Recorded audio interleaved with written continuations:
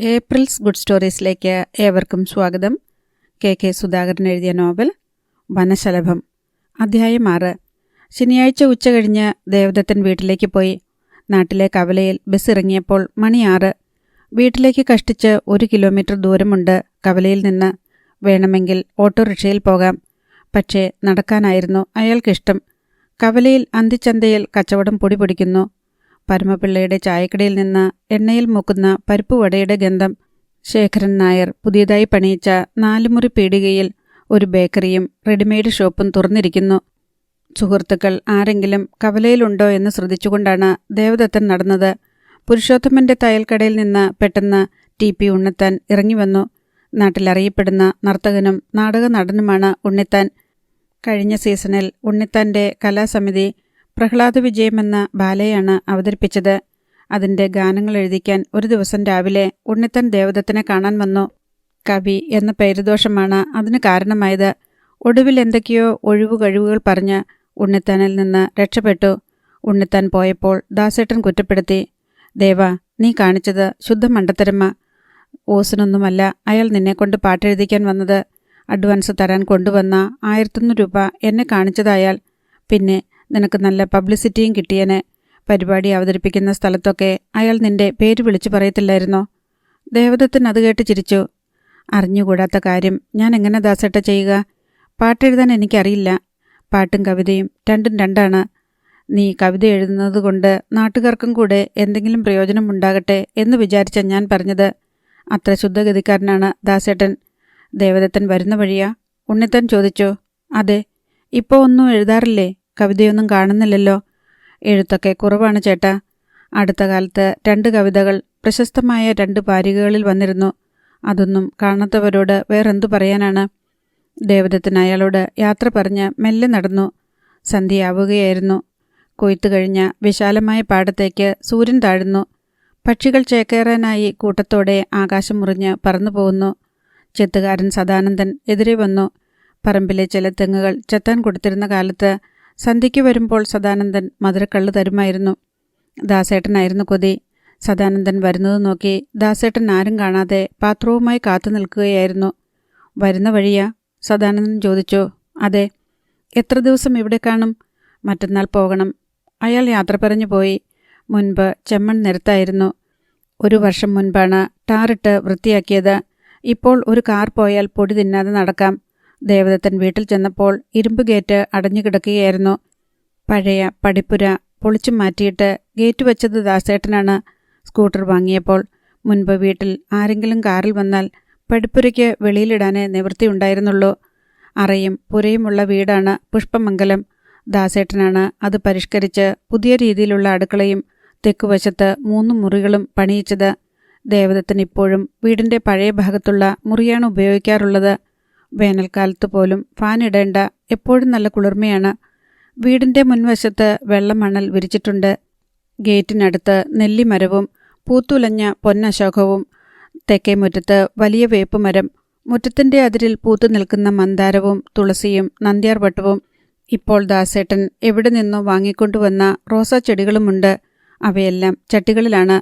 ദേവദത്തൻ മുറ്റം കടന്ന് ചെല്ലുമ്പോൾ പത്മാവതിയമ്മ പൂമുഖത്ത് വിളക്ക് വയ്ക്കുകയായിരുന്നു. സ്വർണം പോലെ തിളങ്ങുന്ന നിലവിളക്കിൽ 5 തിരിയിട്ട് കത്തിച്ചിരിക്കുന്നു. ദേവദത്തനെ കണ്ട് പത്മാവതി അമ്മയുടെ മുഖം തെളിഞ്ഞു. വിരൽത്തുമ്പിൽ പുരണ്ട എണ്ണ തലയിൽ തുടച്ചുകൊണ്ട് അവർ ചിരിച്ചു. എന്താ മോനെ, നീ ഇത്ര വൈകിയേ?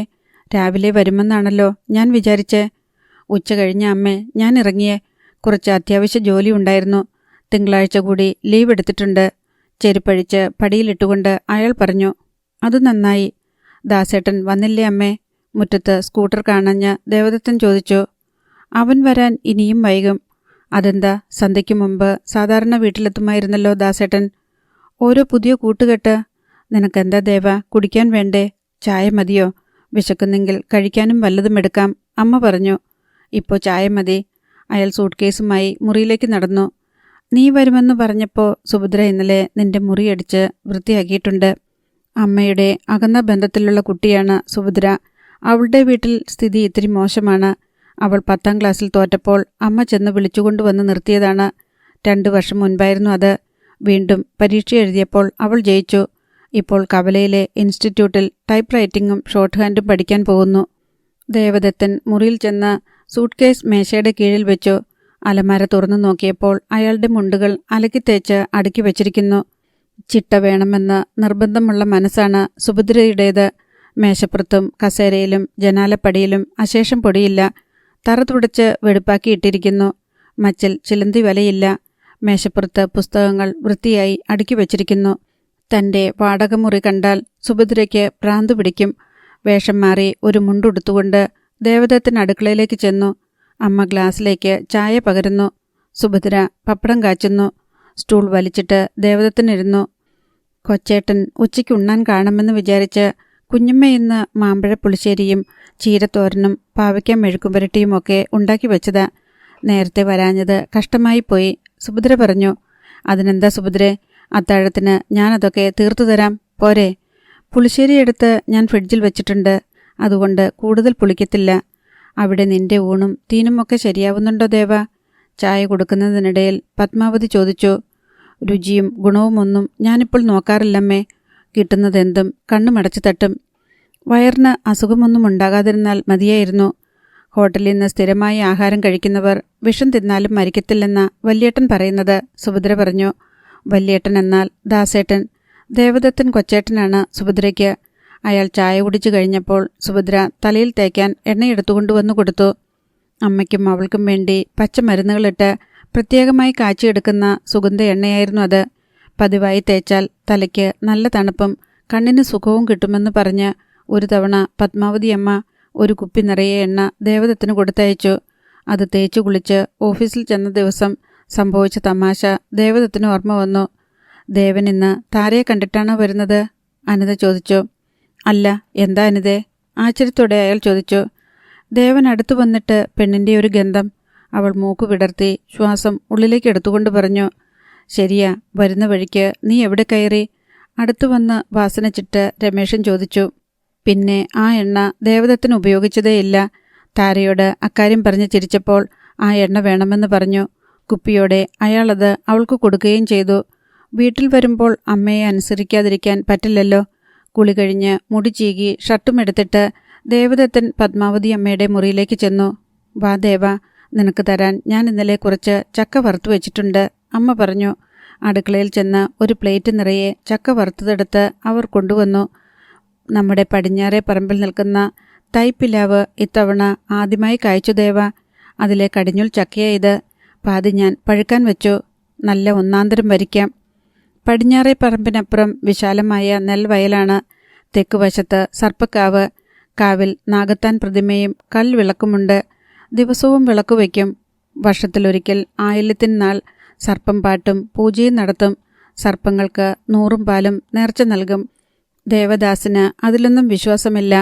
പണം ചെലവാക്കാൻ വേറെ പ്രയോജനകരമായ എത്രയോ മാർഗങ്ങളുണ്ടെന്ന് അയാൾ ദേവദത്തിനോട് പറയും. അമ്മയെ വിഷമിപ്പിക്കുവാൻ ഇഷ്ടമില്ലാത്തതുകൊണ്ട് ദാസേട്ടൻ അമ്മ പറയുന്നതെല്ലാം മറുത്തൊരക്ഷരം പോലും പറയാതെ അനുവദിച്ചു കൊടുക്കും. ചെറുപുന്നയും പനയും ആഞ്ഞിലിയും പൈൻ മരവും കാട്ടുചെടികളും ചുണ്ണാമ്പുവള്ളികളും ചൂരലും ഇടതൂർന്നു വളരുന്ന കാവാണത്. കാവിനോട് ചേർന്ന് കുളമുണ്ട്. കുളത്തിലെ നീർക്കോലികളെയല്ലാതെ കാവിൽ ഇതുവരെ സർപ്പങ്ങളെ ദേവദത്തൻ കണ്ടിട്ടില്ല. ചക്ക വറുത്തത് തിന്നുകൊണ്ടിരിക്കുമ്പോഴാണ് ദാസേട്ടൻ്റെ കല്യാണാലോചനയെക്കുറിച്ച് അമ്മ പറഞ്ഞത്. ദാസേട്ടൻ്റെ ഷർട്ടെടുത്ത് പൊട്ടിപ്പോയ ബട്ടണിന് പകരം മറ്റൊന്ന് തുന്നിപ്പിടിപ്പിച്ചുകൊണ്ട് സുഭദ്ര നിലത്ത് അമ്മയുടെ അടുത്ത് വന്നിരുന്നു. കുളങ്ങര അമ്പലത്തിലെ ഉത്സവത്തിന് നെടിയ വിളയിലെ മാലതിക്കുട്ടി വന്നിട്ടുണ്ടായിരുന്നു ദേവ. അമ്പലത്തിൽ വെച്ച ഞാൻ അവളെ കണ്ടത്. ദാസൻ്റെയും നിൻ്റെയും കാര്യമൊക്കെ അവൾ ചോദിച്ചു. അപ്പോഴാ ആ കുട്ടിയുടെ കാര്യം മാലതി പറഞ്ഞത്. ഏതു കുട്ടിയുടെ കാര്യം? അവളുടെ ഭർത്താവ് കരുണൻ്റെ ബന്ധത്തിലുള്ള കുട്ടിയാ. BA പാസ്സായതാണ്. 4 ആങ്ങളന്മാർക്ക് ഒരേയൊരു പെങ്ങളാ. കാണാനും സുന്ദരിയാ. ഞാൻ പറഞ്ഞു, മാലതി, ദാസൻ എത്ര പെൺകുട്ടികളെ കാണാൻ പോയതാ. ആരെയും അവന് ഇഷ്ടപ്പെട്ടില്ല. അപ്പോൾ അവൾ പറയുക, ടീച്ചറെ, ദാസൻ വന്ന് അവളെ കാണട്ടെ. ഇഷ്ടപ്പെട്ടില്ലെങ്കിൽ വേണ്ട, അത്രയല്ലേ ഉള്ളൂ. ഞാൻ അവളോട് പറഞ്ഞു, എന്നാൽ ആലോചിക്കാമെന്ന്. പ്രൈമറി സ്കൂൾ ഹെഡ് മിസ്ട്രസ്സായിട്ടാണ് അമ്മ കഴിഞ്ഞ വർഷം റിട്ടയർ ചെയ്തത്. നാട്ടുകാർക്കെല്ലാം അമ്മ പുഷ്പമംഗലത്തെ പത്മാവതി ടീച്ചറാണ്. മാലതിക്കുട്ടിയെയും അമ്മ പഠിപ്പിച്ചിട്ടുണ്ട്. മാലതിക്കുട്ടിക്കും ദാസനും ഒരേ പ്രായമാ. 4 വരെ അവർ ഒരേ ക്ലാസ്സിലാണ് പഠിച്ചത്. മാലതിക്കിപ്പോൾ 6 വയസ്സുള്ള ഒരു മോളുണ്ട്. അതൊന്നും വിചാരിക്കാനില്ലമ്മേ. 10-18 വയസ്സാകുമ്പോൾ തന്നെ പെൺകുട്ടികളുടെ കല്യാണം നടക്കും. അതുപോലാണ് ആണുങ്ങൾ, ദേവദത്തൻ ചോദിച്ചു. അത് കേട്ട് സുഭദ്ര ചിരിച്ചു. കഴിഞ്ഞയാഴ്ച മാലതിക്കുട്ടിയുടെ കത്ത് വന്നു ദേവ. ഈ വരുന്ന ഞായറാഴ്ച ദാസനെ അങ്ങോട്ട് അയക്കാനാ അവൾ എഴുതിയേക്കുന്നത്. ആദ്യം നിങ്ങൾ മാലതിക്കുട്ടിയുടെ വീട്ടിലേക്ക് ചെന്നാൽ മതി. അവിടുന്ന് അവൾ നിങ്ങളെ കുട്ടിയുടെ വീട്ടിലേക്ക് കൊണ്ടുപോകും. പത്മാവതി അമ്മ പറയുന്നത് കേട്ട് ഇരുന്നതല്ലാതെ ദേവദത്തൻ അഭിപ്രായമൊന്നും പറഞ്ഞില്ല. സുഭദ്ര തുന്നുന്നതിനിടയിൽ അവരെ മാറി മാറി നോക്കി. ഞാൻ പോകണോ? അമ്മയും ദാസേട്ടനും കൂടി പോകുന്നതല്ലേ നല്ലത്? ദേവദത്തൻ ചോദിച്ചു. അത് വേണ്ട, നിങ്ങൾ 2 പേരും കൂടി പോയാൽ മതി. അതാണ് അവൻ്റെ ആഗ്രഹമെന്ന് തോന്നുന്നു. നീ ഉടക്കു വല്ലതും പറഞ്ഞാൽ അവനും പോകുന്നില്ലെന്ന് തീരുമാനിച്ചാലോ? എന്തായാലും ദാസേട്ടൻ വരട്ടെ, ഒന്ന് സംസാരിച്ചു നോക്കണമെന്ന് ദേവദത്തൻ മനസ്സിലുറച്ചു. 8 മണി അടിച്ചിട്ടും ദേവദാസ് വന്നില്ല. ദാഹിക്കുന്നല്ലോ സുഭദ്രേ, കുറച്ച് തണുത്ത വെള്ളം എടുത്തുകൊണ്ടുവാ, അയാൾ പറഞ്ഞു. ഫ്രിഡ്ജിൽ നിന്ന് ഒരു കുപ്പി വെള്ളവും ഗ്ലാസും എടുത്തുകൊണ്ടുവന്നു സുഭദ്ര. പ്ലാസ്റ്റിക്കിൻ്റെ ബ്രാൻഡി കുപ്പിയിലാണ് വെള്ളം നിറച്ചിരിക്കുന്നത്. എവിടുന്നാ ഈ കുപ്പി? ദേവദത്തൻ പൂമുഖത്തു പോയിരുന്നു. പത്മാവതി അമ്മയും അടുത്തു ചെന്ന് നാട്ടുകാര്യങ്ങൾ പറഞ്ഞുകൊണ്ടിരുന്നു. കൊല്ലൻ്റെ അയ്യത്തെ കുഞ്ഞിരാമൻ തീവണ്ടിക്ക് തല വെച്ചതും, ചിറക്കടവിടെ അരവിന്ദാക്ഷൻ്റെ ഭാര്യയ്ക്ക് ഒറ്റപ്രസവത്തിൽ 2 കുട്ടികളുണ്ടായതും, തേങ്ങാക്കാരൻ കറിയാമാപ്പിളയുടെ മകൻ മാത്തുക്കുട്ടി നേഴ്സിനെ കെട്ടി അമേരിക്കയിലേക്ക് പോയതും. മണി 10 ദേവദാസ് വന്നില്ല. നിനക്ക് വിശക്കുന്നെങ്കിൽ ചോറ് തരാൻ ദേവാ, അമ്മ പറഞ്ഞു. വേണ്ടമ്മേ, ദാസേട്ടൻ വരട്ടെ. അല്പനേരം കഴിഞ്ഞപ്പോൾ റോഡിൽ സ്കൂട്ടറിൻ്റെ ഇരമ്പൽ കേട്ടു. ഗേറ്റ് കടന്ന് പെട്ടെന്ന് ഒരു വെളിച്ചം കടന്നു വന്നു. മുറ്റത്തു വന്നു നിന്ന സ്കൂട്ടറിൻ്റെ ഹെഡ്ലൈറ്റിൽ നിന്നുള്ള വെളിച്ചം വീണ് ദേവദത്തൻ്റെ കണ്ണുകൾ മഞ്ഞളിച്ചു. വണ്ടി മുറ്റത്തു വെച്ചിട്ട് ദേവദാസ് പടി കയറി വന്നു. അയാളുടെ കാലുകൾ നിലത്തുറയ്ക്കുന്നില്ലായിരുന്നു. സംശയത്തോടെ ദേവദത്തൻ എഴുന്നേറ്റു. അല്ല ദേവനോ, എപ്പോൾ വന്നു നീ? ദാസേട്ടൻ ചോദിച്ചു. ദാസേട്ടൻ്റെ വാക്കുകൾക്ക് സ്ഫുടതയില്ലായിരുന്നു. ശ്വാസത്തിന് ഏതോ മദ്യത്തിൻ്റെ രൂക്ഷഗന്ധം. ദേവദത്തൻ വിശ്വസിക്കാനാവാതെ തരിച്ചു നിന്നു. ജീവിതത്തിൽ ആദ്യമായിട്ടാണ് ദാസേട്ടനെ ഈ നിലയിൽ കാണുന്നത്. ശബ്ദം കേട്ടുവന്ന് നോക്കിയ സുഭദ്ര പെട്ടെന്ന് പിൻവലിഞ്ഞു. പത്മാവതി അമ്മയും അകത്തേക്ക് പോയി. മുന്നോട്ട് നടക്കാൻ തുടങ്ങിയ ദേവദാസ് കാലിടറി ഒരു വശത്തേക്ക് ചെരിഞ്ഞു. പെട്ടെന്ന് ദേവദത്തൻ അയാളെ താങ്ങിപ്പിടിച്ചു. നാളെ രാവിലെ പെണ്ണ് കാണാൻ പോകാനിരിക്കുന്ന ദാസേട്ടനാണ് ഇന്നിങ്ങനെ. ദാസേട്ടൻ്റെ കണ്ണുകൾ നിറയുന്നത് ദേവദത്തൻ കണ്ടു. എവിടെയോ എന്തോ കുഴപ്പമുണ്ടെന്ന് അയാൾക്ക് തോന്നി. അധ്യായം 7. പുതുതായി പണിയിച്ച തെക്കേ മുറിയാണ് ദേവദാസിൻ്റേത്. ദേവദത്തൻ അയാളെ അവിടേക്ക് പിടിച്ചുകൊണ്ടുപോയി. എന്നെ വിടു ദേവ, ഞാൻ വീഴത്തില്ല. ഇവിടം വരെ ഞാനല്ലേ വണ്ടി ഓടിച്ചു കൊണ്ടുവന്നേ, ദാസൻ പറഞ്ഞു. പക്ഷേ സാധനം തലയ്ക്ക് പിടിക്കാൻ തുടങ്ങിയത് ഇപ്പോഴാണെന്ന് തോന്നുന്നല്ലോ. എന്താണ് കുടിച്ചത്? വിസ്കിയോ അതോ ബ്രാൻഡിയോ? കസേരയിലിരുത്തിയിട്ട് ദേവദത്തൻ ചോദിച്ചു. പറച്ചിൽ കേട്ടിട്ട് നിനക്കിതെല്ലാം നല്ല പരിചയമാണല്ലോ. ദാസേട്ടനെ ഞാനിങ്ങനെ ഒരിക്കലും കണ്ടിട്ടില്ല. എന്തു പറ്റി ഇന്ന്? അസിസ്റ്റൻ്റ് എഞ്ചിനീയർ ലോഹിതാക്ഷന് ഒരു കുഞ്ഞ് ജനിച്ചിടാ.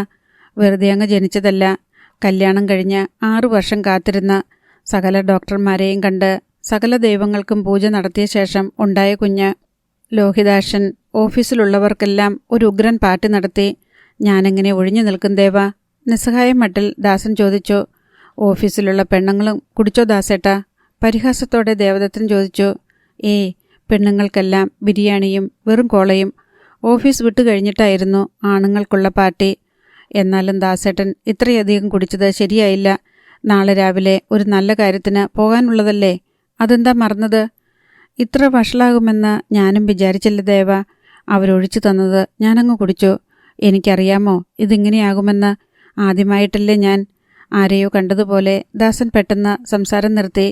ദേവദത്തൻ തിരിഞ്ഞു നോക്കിയപ്പോൾ പത്മാവതി അമ്മയാണ്. അമ്മ രൂക്ഷഭാവത്തിൽ ദാസനെ ഒന്ന് നോക്കിയിട്ട് സ്ഥലം വിട്ടു. ഈ വേഷം മാറിയിട്ട് വാ ദാസേട്ടാ, എനിക്ക് വിശക്കുന്നു. ദാസേട്ടൻ വന്നിട്ട് കഴിക്കാൻ നോക്കിയിരിക്കുകയായിരുന്നു ഞാനിതുവരെ, ദേവദത്തൻ പറഞ്ഞു.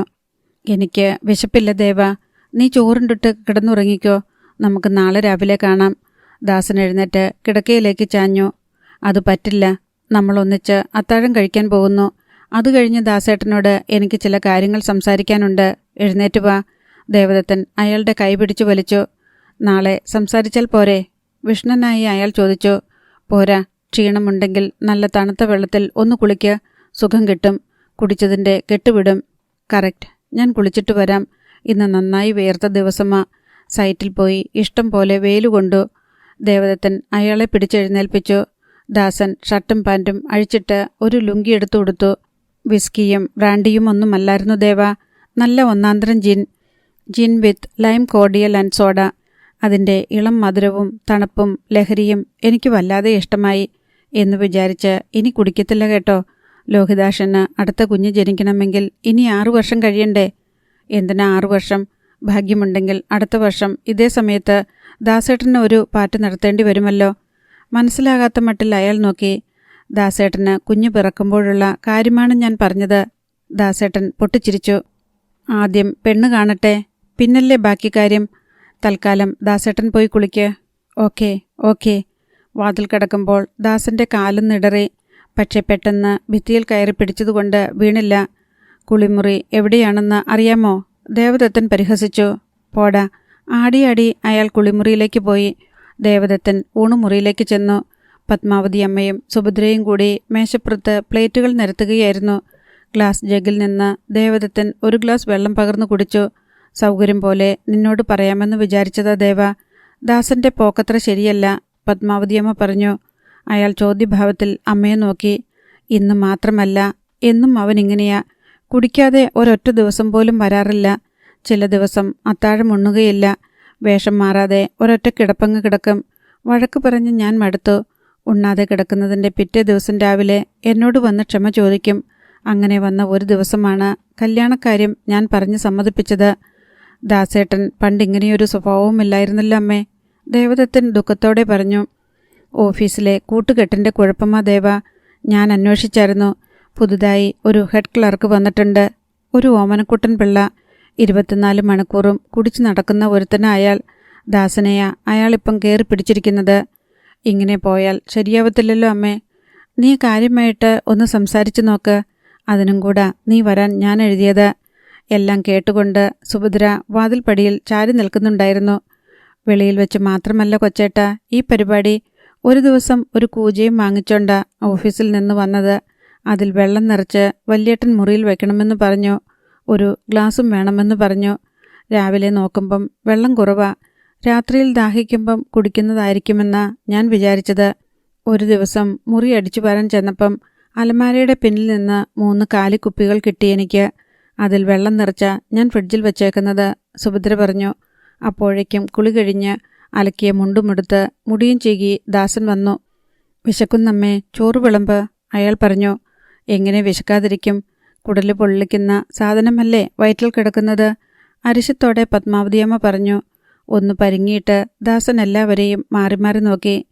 അത് ഞാൻ പറഞ്ഞില്ലേ ദേവ, ഞങ്ങളുടെ ഓഫീസിലെ ലോഹിതാക്ഷന് ആദ്യമായി കുഞ്ഞുണ്ടായത് പ്രമാണിച്ച്. ചോറിട് സുഭദ്രേ, ദേവദത്തൻ പെട്ടെന്ന് പറഞ്ഞു. ദാസൻ പിന്നെ ഒന്നും പറഞ്ഞില്ല. ഊണ് കഴിഞ്ഞ് ദേവദത്തൻ 2 കസേരയെടുത്ത് മുറ്റത്തിട്ടു. ദാസേട്ടൻ വാ, സംസാരിക്കാനുണ്ട്. ദാസനെയും വിളിച്ചുകൊണ്ട് ദേവദത്തൻ ചെന്ന് മുറ്റത്ത് കസേരയിലിരുന്നു. നിങ്ങളുടെ ഓഫീസിൽ എന്നും ആർക്കെങ്കിലും കുട്ടികൾ ജനിക്കാറുണ്ടോ ദാസേട്ടാ? ദേവദത്തൻ ചോദിച്ചു. ഇല്ല. ആർക്കെങ്കിലും എന്നും പ്രൊമോഷനോ ലോട്ടറിയോ കിട്ടാറുണ്ടോ?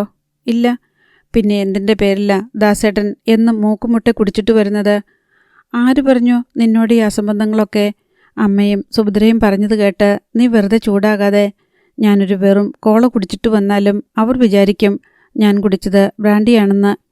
അതെന്തുമാകട്ടെ, എന്നും ഇങ്ങനെ മദ്യപിക്കുന്നത് ശരിയല്ല ദാസേട്ടാ. മദ്യപിച്ച് വണ്ടി ഓടിക്കുന്നത് അതിലും വലിയ തെറ്റാണ്. മറ്റുള്ളവരെ വേദനിപ്പിക്കുന്നതൊന്നും കഴിയുന്നതും നമ്മൾ ചെയ്യാതിരിക്കണം ദാസേട്ടാ, ദേവദത്തൻ പറഞ്ഞു. ദാസൻ നിശബ്ദനായി ഇരുന്നതേയുള്ളൂ. ഇനി മറ്റൊരു കാര്യം, നാളെ പെണ്ണ് കാണാൻ ഞാൻ വരണോ ദാസേട്ടാ? അമ്മ വന്നാൽ പോരെ? അതല്ലേ ശരിയായിട്ടുള്ള രീതി. നിനക്കെന്താ എൻ്റെ കൂടെ വരാൻ വല്ല കുറച്ചിലുമുണ്ടോ? വ്രണിത ഹൃദയത്തോടെ ദാസൻ ചോദിച്ചു. എന്നാണോ ദാസേട്ടാ ഞാൻ ചോദിച്ചത്? സാധാരണഗതിയിൽ ചേട്ടനും അനിയനും കൂടി എങ്ങും പെണ്ണ് കാണാൻ പോകാറില്ല. അതുകൊണ്ടാണ് ഞാൻ. അത് നമ്മൾ നോക്കേണ്ട. അമ്മയുടെ കൂടെ പോയാൽ ശരിയാവത്തില്ല ദേവ. ഒന്നാമത്തെ കാര്യം, എൻ്റെ ബൈക്കിൻ്റെ പിന്നിൽ അമ്മ കയറത്തില്ല. ഞാൻ വേറെ വണ്ടി പിടിക്കേണ്ടി വരും. രണ്ടാമത്തെ കാര്യം, അവിടെ ചെന്നാൽ അമ്മ നമ്മുടെ തറവാട്ട് മഹിമയെക്കുറിച്ചൊക്കെ വിസ്തരിച്ച് അവരെ ബോറടിപ്പിക്കും. അത് കേട്ടിരിക്കാൻ എനിക്ക് വയ്യ. ദേവദത്തൻ ചിരിച്ചുപോയി. എനിക്ക് വരാൻ വിരോധമുണ്ടായിട്ടൊന്നുമല്ല ദാസേട്ടാ, ഞാൻ വരാം. സിഗരറ്റുണ്ടോ നിന്റെ കയ്യിൽ? ദേവദത്തൻ ഒരു സിഗരറ്റ് എടുത്ത് അയാൾക്ക് കൊടുത്തു. അയാളത് ചുണ്ടിൽ വെച്ച് തീ പിടിപ്പിച്ചു. അമ്മ നിന്നോട് പറഞ്ഞായിരുന്നോ നമ്മുടെ നെടിയവിളയിലെ മാലതിക്കുട്ടിയ ഈ ആലോചന കൊണ്ടുവന്നത്? അവളുടെ ഭർത്താവ് കരണൻ്റെ ബന്ധത്തിലുള്ള കുട്ടിയെ പെണ്ണ്. നിനക്കറിയാമല്ലോ, ഞാനും അവളും ഒരേ സ്കൂളിൽ ഒരേ ക്ലാസ്സിലായിരുന്നു. അതുകൊണ്ട് മാത്രമല്ല അവൾ എൻ്റെ കാര്യത്തിൽ താല്പര്യമെടുത്തത്. സിഗരറ്റിൻ്റെ ആദ്യത്തെ പുക വിട്ടുകൊണ്ട് ദാസൻ പറഞ്ഞു. പിന്നെന്തുകൊണ്ടാണ്? കൗതുകത്തോടെ ദേവദത്തൻ ചോദിച്ചു. സ്കൂളിൽ പഠിക്കുന്ന കാലത്തെ അവൾക്ക് എന്നിലൊരു കണ്ണുണ്ടായിരുന്നു. ഞാൻ അവളെ അത്ര ഗവനിച്ചില്ല. എന്നാൽ ഇങ്ങനെയെങ്കിലും ഒരു ബന്ധമിരിക്കട്ടെ എന്ന് വിചാരിച്ചായിരിക്കും ഇപ്പോൾ. ദേവദത്തൻ പൊട്ടിച്ചിരിച്ചു. വെറും ബന്ധമാണെങ്കിൽ കുഴപ്പമില്ല, അതിൽ കൂടുതൽ ബന്ധപ്പെടുകയൊന്നും വേണ്ട. എന്തായാലും ദാസേട്ടൻ പോയി കിടന്നുറങ്ങോ. രാവിലെ എഴുന്നേൽക്കണം. 9-നെങ്കിലും നമ്മൾ ഇവിടുന്ന് തിരിച്ചാലേ പറഞ്ഞ സമയത്തെത്താൻ കഴിയൂ. അവർ ഉറങ്ങാൻ പോയി. പിറ്റേ ദിവസം രാവിലെ ദേവദത്തൻ എഴുന്നേറ്റു. ദാസന്റെ മുറിയിൽ ചെന്ന് നോക്കിയപ്പോൾ അയാൾ നല്ല ഉറക്കം. പാവം, കുറച്ചുകൂടി ഉറങ്ങിക്കൊള്ളട്ടെ എന്ന് വിചാരിച്ച് അപ്പോൾ വിളിച്ചില്ല. അയാൾ ചെന്ന് ദാസന്റെ ബൈക്ക് കഴുകി വൃത്തിയാക്കി. ആദ്യം സ്കൂട്ടറായിരുന്നു. അത് വിറ്റിട്ടാണ് പുതിയ ബൈക്ക് എടുത്തത്. രണ്ടുപേരും പോകാനുള്ള വേഷം ധരിച്ചിട്ടാണ് ബ്രേക്ക്ഫാസ്റ്റ് കഴിക്കാൻ ചെന്നത്. ദാസനെ കണ്ടപ്പോൾ പത്മാവതി അമ്മയ്ക്ക് തൃപ്തിയായി. കുളിച്ച് ഷേവ് ചെയ്ത് നല്ല വസ്ത്രങ്ങൾ ധരിച്ച്. നീ വന്നത് നന്നായി ദേവ. നീ ഇല്ലായിരുന്നെങ്കിൽ ഇവൻ ഇത്ര വൃത്തിയായിട്ടൊന്നും പോകത്തില്ലായിരുന്നു, അമ്മ പറഞ്ഞു. അല്ലെങ്കിലും എല്ലാം കൊണ്ടും യോഗ്യൻ അമ്മയുടെ ഇളയ മോൻ തന്നെ, ദാസൻ പ്രതിഷേധിച്ചു. ഞാൻ വെറുതെ പറഞ്ഞതല്ലേ ദാസ. നല്ലൊരു ദിവസമായിട്ട് നീ പിണങ്ങാതെ. ചായ കുടി കഴിഞ്ഞ് അവർ പുറപ്പെട്ടു. ദാസനാണ് വണ്ടി ഓടിച്ചത്. ദേവദത്തൻ പിന്നിലിരുന്നു. മാലതിക്കുട്ടിയുടെ വീട് ദാസേട്ടൻ അറിയാമോ? ദേവദത്തൻ ചോദിച്ചു.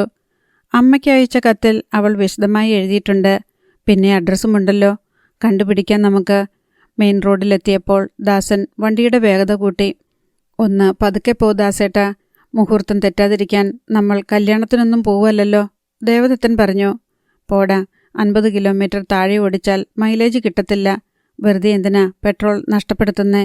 പകുതി ദൂരം പിന്നിട്ടപ്പോൾ അവർ ഒരു ടൗണിലെത്തി. നമുക്കൊരു ചായ കുടിച്ചിട്ട് പോകാം ദേവാ. എന്താ, തൊണ്ട വരളുന്നുണ്ടോ? ദേവൻ കളിയായി ചോദിച്ചു. എനിക്കത്തരം സഭാകമ്പമൊന്നുമില്ല. ദാഹിക്കുന്നു, അതുകൊണ്ടാണ്. വലിയ ഒരു ഹോട്ടലിന് മുന്നിൽ ദാസൻ ബൈക്ക് നിർത്തി. റെസ്റ്റോറൻറ്റിൽ ചെന്ന് അവർ ഇരുന്നു. ദേവദത്തൻ 2 ചായയ്ക്ക് ഓർഡർ കൊടുത്തു. ദാസൻ പെട്ടെന്ന് എഴുന്നേറ്റു. എന്താ ദാസേട്ടാ? ഒരു മൂത്രശങ്ക. പെണ്ണ് കാണാൻ പോകുമ്പോൾ തന്നെ ഇത്ര വെപ്രാളമാണെങ്കിൽ താലി കെട്ടുമ്പം എന്തായിരിക്കും കഥ? ചിരിച്ചുകൊണ്ട് ദാസൻ വാതിലിനടുത്തേക്ക് നടന്നു. ഉടൻ തന്നെ ചായ വന്നു. ചായ തണുക്കാൻ തുടങ്ങിയിട്ടും ദാസൻ തിരിച്ചു വന്നില്ല. ദാസേട്ടൻ സ്ഥലം വിട്ടതായിരിക്കുമോ? അത്തരം ചില വേലകളും ദാസേട്ടൻ ഇറക്കിക്കളയും. ദേവദത്തൻ എഴുന്നേറ്റ് പുറത്തേക്ക് ചെന്ന് നോക്കി. ബൈക്ക് ഇരിപ്പുണ്ട്. അത് കണ്ടപ്പോൾ സമാധാനമായി. പക്ഷേ തൊട്ടടുത്ത് ബാർ എന്ന ബോർഡ് വച്ചിരിക്കുന്നത് കണ്ടപ്പോൾ അയാളൊന്ന് ഞെട്ടി. ഒരു പക്ഷേ. ഫ്ലഷ് ഡോർ തള്ളി തുറന്ന് ദേവദത്തൻ ബാറിലേക്ക് കയറി ചെന്നു. ഉള്ളിൽ ഇരുട്ടായിരുന്നു. 1 മിനിറ്റ് കഴിഞ്ഞാണ് മങ്ങിയ വെളിച്ചവുമായി അയാളുടെ കണ്ണുകൾ പരിചയിച്ചത്. കൗണ്ടറിൻ്റെ അടുത്ത് ഉയർന്ന സ്റ്റൂളിൽ കയറിയിരുന്ന് കയ്യിലെ ഗ്ലാസ് കാലിയാക്കുകയായിരുന്നു അപ്പോൾ ദാസൻ. അധ്യായം 8. ദേവദത്തന് ദേഷ്യവും സങ്കടവും വന്നു. ബാറിലെ മടുപ്പിക്കുന്ന ഗന്ധം സഹിച്ച് അയാൾ വേഗം ദാസന്റെ അടുത്തേക്ക് ചെന്നു. അടുത്ത ഡ്രിങ്കിനുള്ള ഓർഡർ കൊടുക്കാൻ തുടങ്ങുകയായിരുന്നു ദാസൻ. എന്തു പണിയാ ദാസേട്ടാ ഈ കാണിക്കുന്നത്? നമ്മൾ എങ്ങോട്ട് പോകാനാണ് ഇറങ്ങിയതെന്ന് ദാസേട്ടൻ മറന്നോ? അയാളുടെ ചുമലിൽ പിടിച്ച് തിരിച്ചുകൊണ്ട് ദേവദത്തൻ ചോദിച്ചു. തെറ്റ് ചെയ്തത് കണ്ടുപിടിക്കപ്പെട്ട കുട്ടിയെപ്പോലെ അയാൾ പെട്ടെന്ന് എഴുന്നേറ്റ് ദേവദത്തനെ നോക്കി. ഞാൻ അധികമൊന്നും കഴിച്ചില്ല ദേവ. ഒരു ലാർജും ഒരു സ്മോളും മാത്രം. ആദ്യമായിട്ട് പെണ്ണ് കാണാൻ പോവുമല്ലേ ഞാൻ. അതിൻ്റെ ഒരു ടെൻഷനുണ്ട്. സത്യം പറഞ്ഞാൽ ഒരു ധൈര്യത്തിനാണ് ഞാൻ. ലജ്ജയില്ലേ ദാസേട്ടന് എന്നോടിങ്ങനെ പറയാൻ? ഈ സ്ഥിതിയിൽ ഇനി എങ്ങനെ അവിടെ കയറി ചെല്ലും? അന്തസ്സില്ലാത്ത പണിയാ ദാസേട്ടൻ കാണിച്ചത്. കുടിച്ചിട്ടാ ചെല്ലുന്നതെന്ന് മനസ്സിലാകുമ്പം നമ്മളെപ്പറ്റി അവരെന്തു വിചാരിക്കും? നിരാശയോടെ ദേവദത്തൻ പറഞ്ഞു. മണം അടിച്ചെങ്കിലല്ലേ അവരറിയൂ. ഞാനത്ര മണ്ടനൊന്നുമല്ല ദേവ. ജിന്നാണ് ഞാൻ കഴിച്ചത്. മണം അടിക്കത്തില്ല. വാ, നമുക്ക് പോകാം. എതിർപ്പൊന്നും പറയാതെ ദാസൻ പുറത്തേക്ക് വന്നു. തിരിച്ച് വീട്ടിലേക്ക് പോയാലോ എന്ന് ആലോചിച്ചു ദേവദത്തൻ. പെണ്ണിൻ്റെ അച്ഛനോ സഹോദരന്മാർക്കോ എന്തെങ്കിലും സംശയം തോന്നിയാൽ പിന്നെ അവരുടെ മുഖത്ത് നോക്കാൻ പറ്റുമോ? മാലതിക്കുട്ടിക്കും നാണക്കേടല്ലേ? ആശയക്കുഴപ്പത്തിലായി ദേവദത്തൻ. നീ വിഷമിക്കേണ്ട ദേവ. ഇവിടെ അടുത്ത് സുഗന്ധം മുറുക്കാൻ കിട്ടുന്ന ഒരു കടയുണ്ട്. ഞാൻ ഒരെണ്ണം വാങ്ങിച്ച് ചവയ്ക്കാം. പിന്നെ മുറുക്കാൻ്റെ മണമേ കാണൂ, ദാസൻ പറഞ്ഞു. ചിരിക്കുകയാണോ ചീത്ത പറയുകയാണോ വേണ്ടതെന്ന് ദേവദത്തിന് അറിയില്ലായിരുന്നു. മദ്യപാനവും വെറ്റില മുറുക്കുമുണ്ട് പ്രതിശ്രുത വരനെന്ന് പെൺവീട്ടുകാരെ അറിയിച്ചിട്ടേ ദാസേട്ടൻ അടങ്ങൂ അല്ലേ? പെട്ടെന്നാണ് ദേവദത്തിന് മറ്റൊരു സംശയം തോന്നിയത്. കല്യാണത്തിൽ നിന്ന് ഒഴിവാകാൻ ദാസേട്ടനെടുത്ത ഒരു തന്ത്രമായിരിക്കുമോ ഇത്? തിരിച്ച് വീട്ടിലേക്ക് ചെന്നാൽ അമ്മയ്ക്കെന്ത് സങ്കടമായിരിക്കും? ദേവദത്തൻ ദാസന്റെ അടുത്തേക്ക് ചെന്ന് ഒന്ന് മണം പിടിച്ചു നോക്കി. ജിന്നായതുകൊണ്ടാവാം കാര്യമായിട്ട് ഗന്ധമൊന്നും അനുഭവപ്പെട്ടില്ല. എന്തായാലും പോവുക തന്നെ, വരുന്നതൊക്കെ അനുഭവിക്കാം. ഞാൻ വണ്ടി ഓടിക്കാം, ദാസേട്ടൻ പിന്നിലിരുന്നാൽ മതി, അയാൾ പറഞ്ഞു. ദാസനെ കൊണ്ട് ബൈക്ക് ഓടിപ്പിക്കാൻ അയാൾക്ക് വിശ്വാസമില്ലായിരുന്നു. എവിടെങ്കിലും കൊണ്ടുചെന്ന് ആരെയെങ്കിലും ഇടിച്ചു തെറിപ്പിച്ചാൽ മദ്യപിച്ച് വണ്ടി ഓടിച്ചു എന്ന കേസാവും പിന്നാലെ വരിക. ദാസേട്ടാ, ഞാനൊരു കാര്യം പറഞ്ഞേക്കാം. ആരോടും അധികം വാചകമടിക്കാൻ പോകരുത്. സംസാരിക്കേണ്ടി വന്നാൽ ഇത്തിരി ദൂരെ നിന്നുകൊണ്ട് മതി. അതൊക്കെ എനിക്കറിയില്ലേ. നീ വിചാരിക്കുന്നത് പോലെ ഒരു പ്രശ്നവും ഉണ്ടാകത്തില്ല. അധികം സംസാരിക്കേണ്ട എന്ന് പറഞ്ഞെങ്കിലും പെണ്ണിനോട് അത്യാവശ്യം ചില കാര്യങ്ങൾ ചോദിക്കണം. വെറുതെ മുനിയെപ്പോലെ ഇരുന്ന് കളയരുത്. അവൾ വിചാരിക്കും ദാസേട്ടനൊരു നാണം കുടുങ്ങിയാണെന്ന്. എനിക്കൊന്നും ചോദിക്കാൻ വയ്യ, അതൊക്കെ നിനക്ക് വിട്ടുതന്നിരിക്കുന്നു, ദാസൻ പറഞ്ഞു.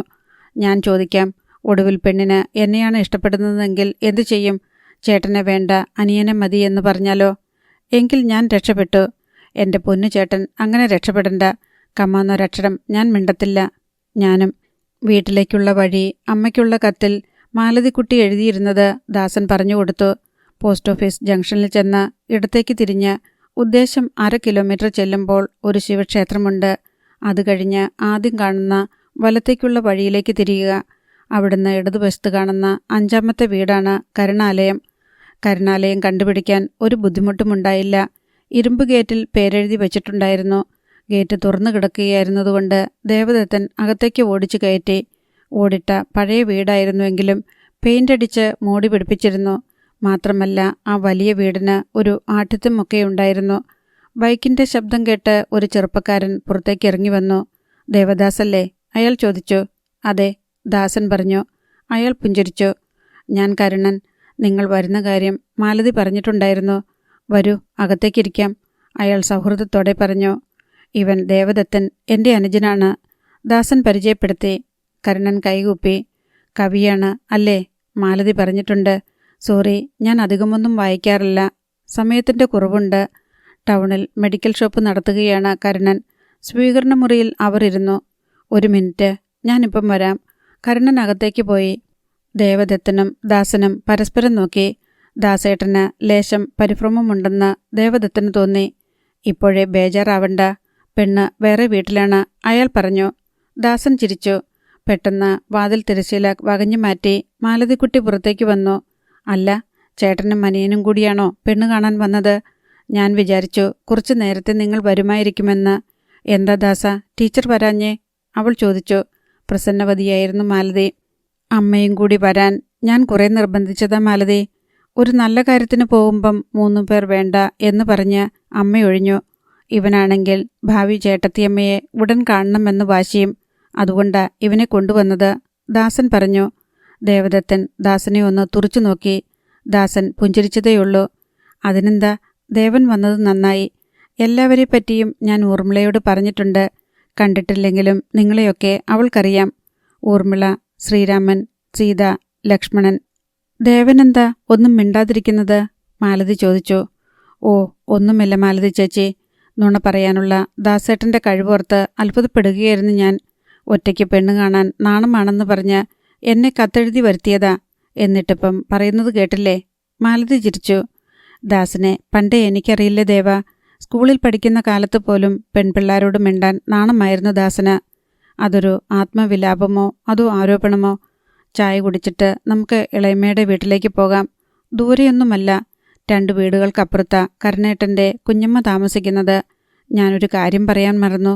കരുണേട്ടൻ്റെ കുഞ്ഞമ്മയുടെ മോള ഊർമിള, മാലതി പറഞ്ഞു. ആരൊക്കെയുണ്ട് വീട്ടിൽ?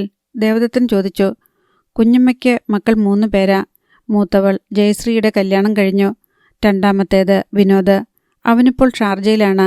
ഏറ്റവും ഇളയതാണ് ഊർമിള. ചെറിയച്ഛൻ ദേവസ്വം എക്സിക്യൂട്ടീവ് ഓഫീസറാ. പേര് ശിവശങ്കരൻ നായർ. ഇപ്പോൾ അച്ഛനും അമ്മയും മോളും മാത്രമേ ഉള്ളൂ അവിടെ. ദേവദത്തൻ ചോദിച്ചു. ചായ കുടിച്ചിട്ട് നമുക്കങ്ങോട്ട് പോകാം, എന്താ? ഇവിടുന്നും അവിടുന്നും ചായ കുടിക്കാനുള്ള വയറില്ലല്ലോ മാലതി, ദാസൻ പറഞ്ഞു. ഞാനിപ്പോൾ വെറും ചായ മാത്രമേ തരുന്നുള്ളൂ. ഉച്ചയ്ക്ക് ഊണ് കഴിഞ്ഞ് പോയാൽ മതി. രണ്ടുപേരും. മാലതിക്കുട്ടി അകത്തേക്ക് പോയി. പേര് പറഞ്ഞത് കേട്ടോ ദാസേട്ടൻ? ഊർമിള. ഒരു പേരിൽ എന്തിരിക്കുന്നു ദേവ? ദാസൻ ചോദിച്ചു. അതല്ല ദാസേട്ട, പേരിൽ കാര്യമൊക്കെയുണ്ട്. ദാസൻ അന്നത്തെ പത്രമെടുത്ത് മറിച്ചു നോക്കാൻ തുടങ്ങി. അപ്പോഴേക്കും വേഷം മാറി കരുണൻ തിരിച്ചു വന്നു. എനിക്ക് അത്യാവശ്യമായി ടൗണിലേക്കൊന്ന് പോകണമായിരുന്നു. നിങ്ങൾ വന്ന് കണ്ടിട്ട് പോകാമെന്ന് വിചാരിച്ച ഇതുവരെ ഇരുന്നത്. ഞാൻ 1 മണിക്കൂറിനകം വരും, അയാൾ പറഞ്ഞു.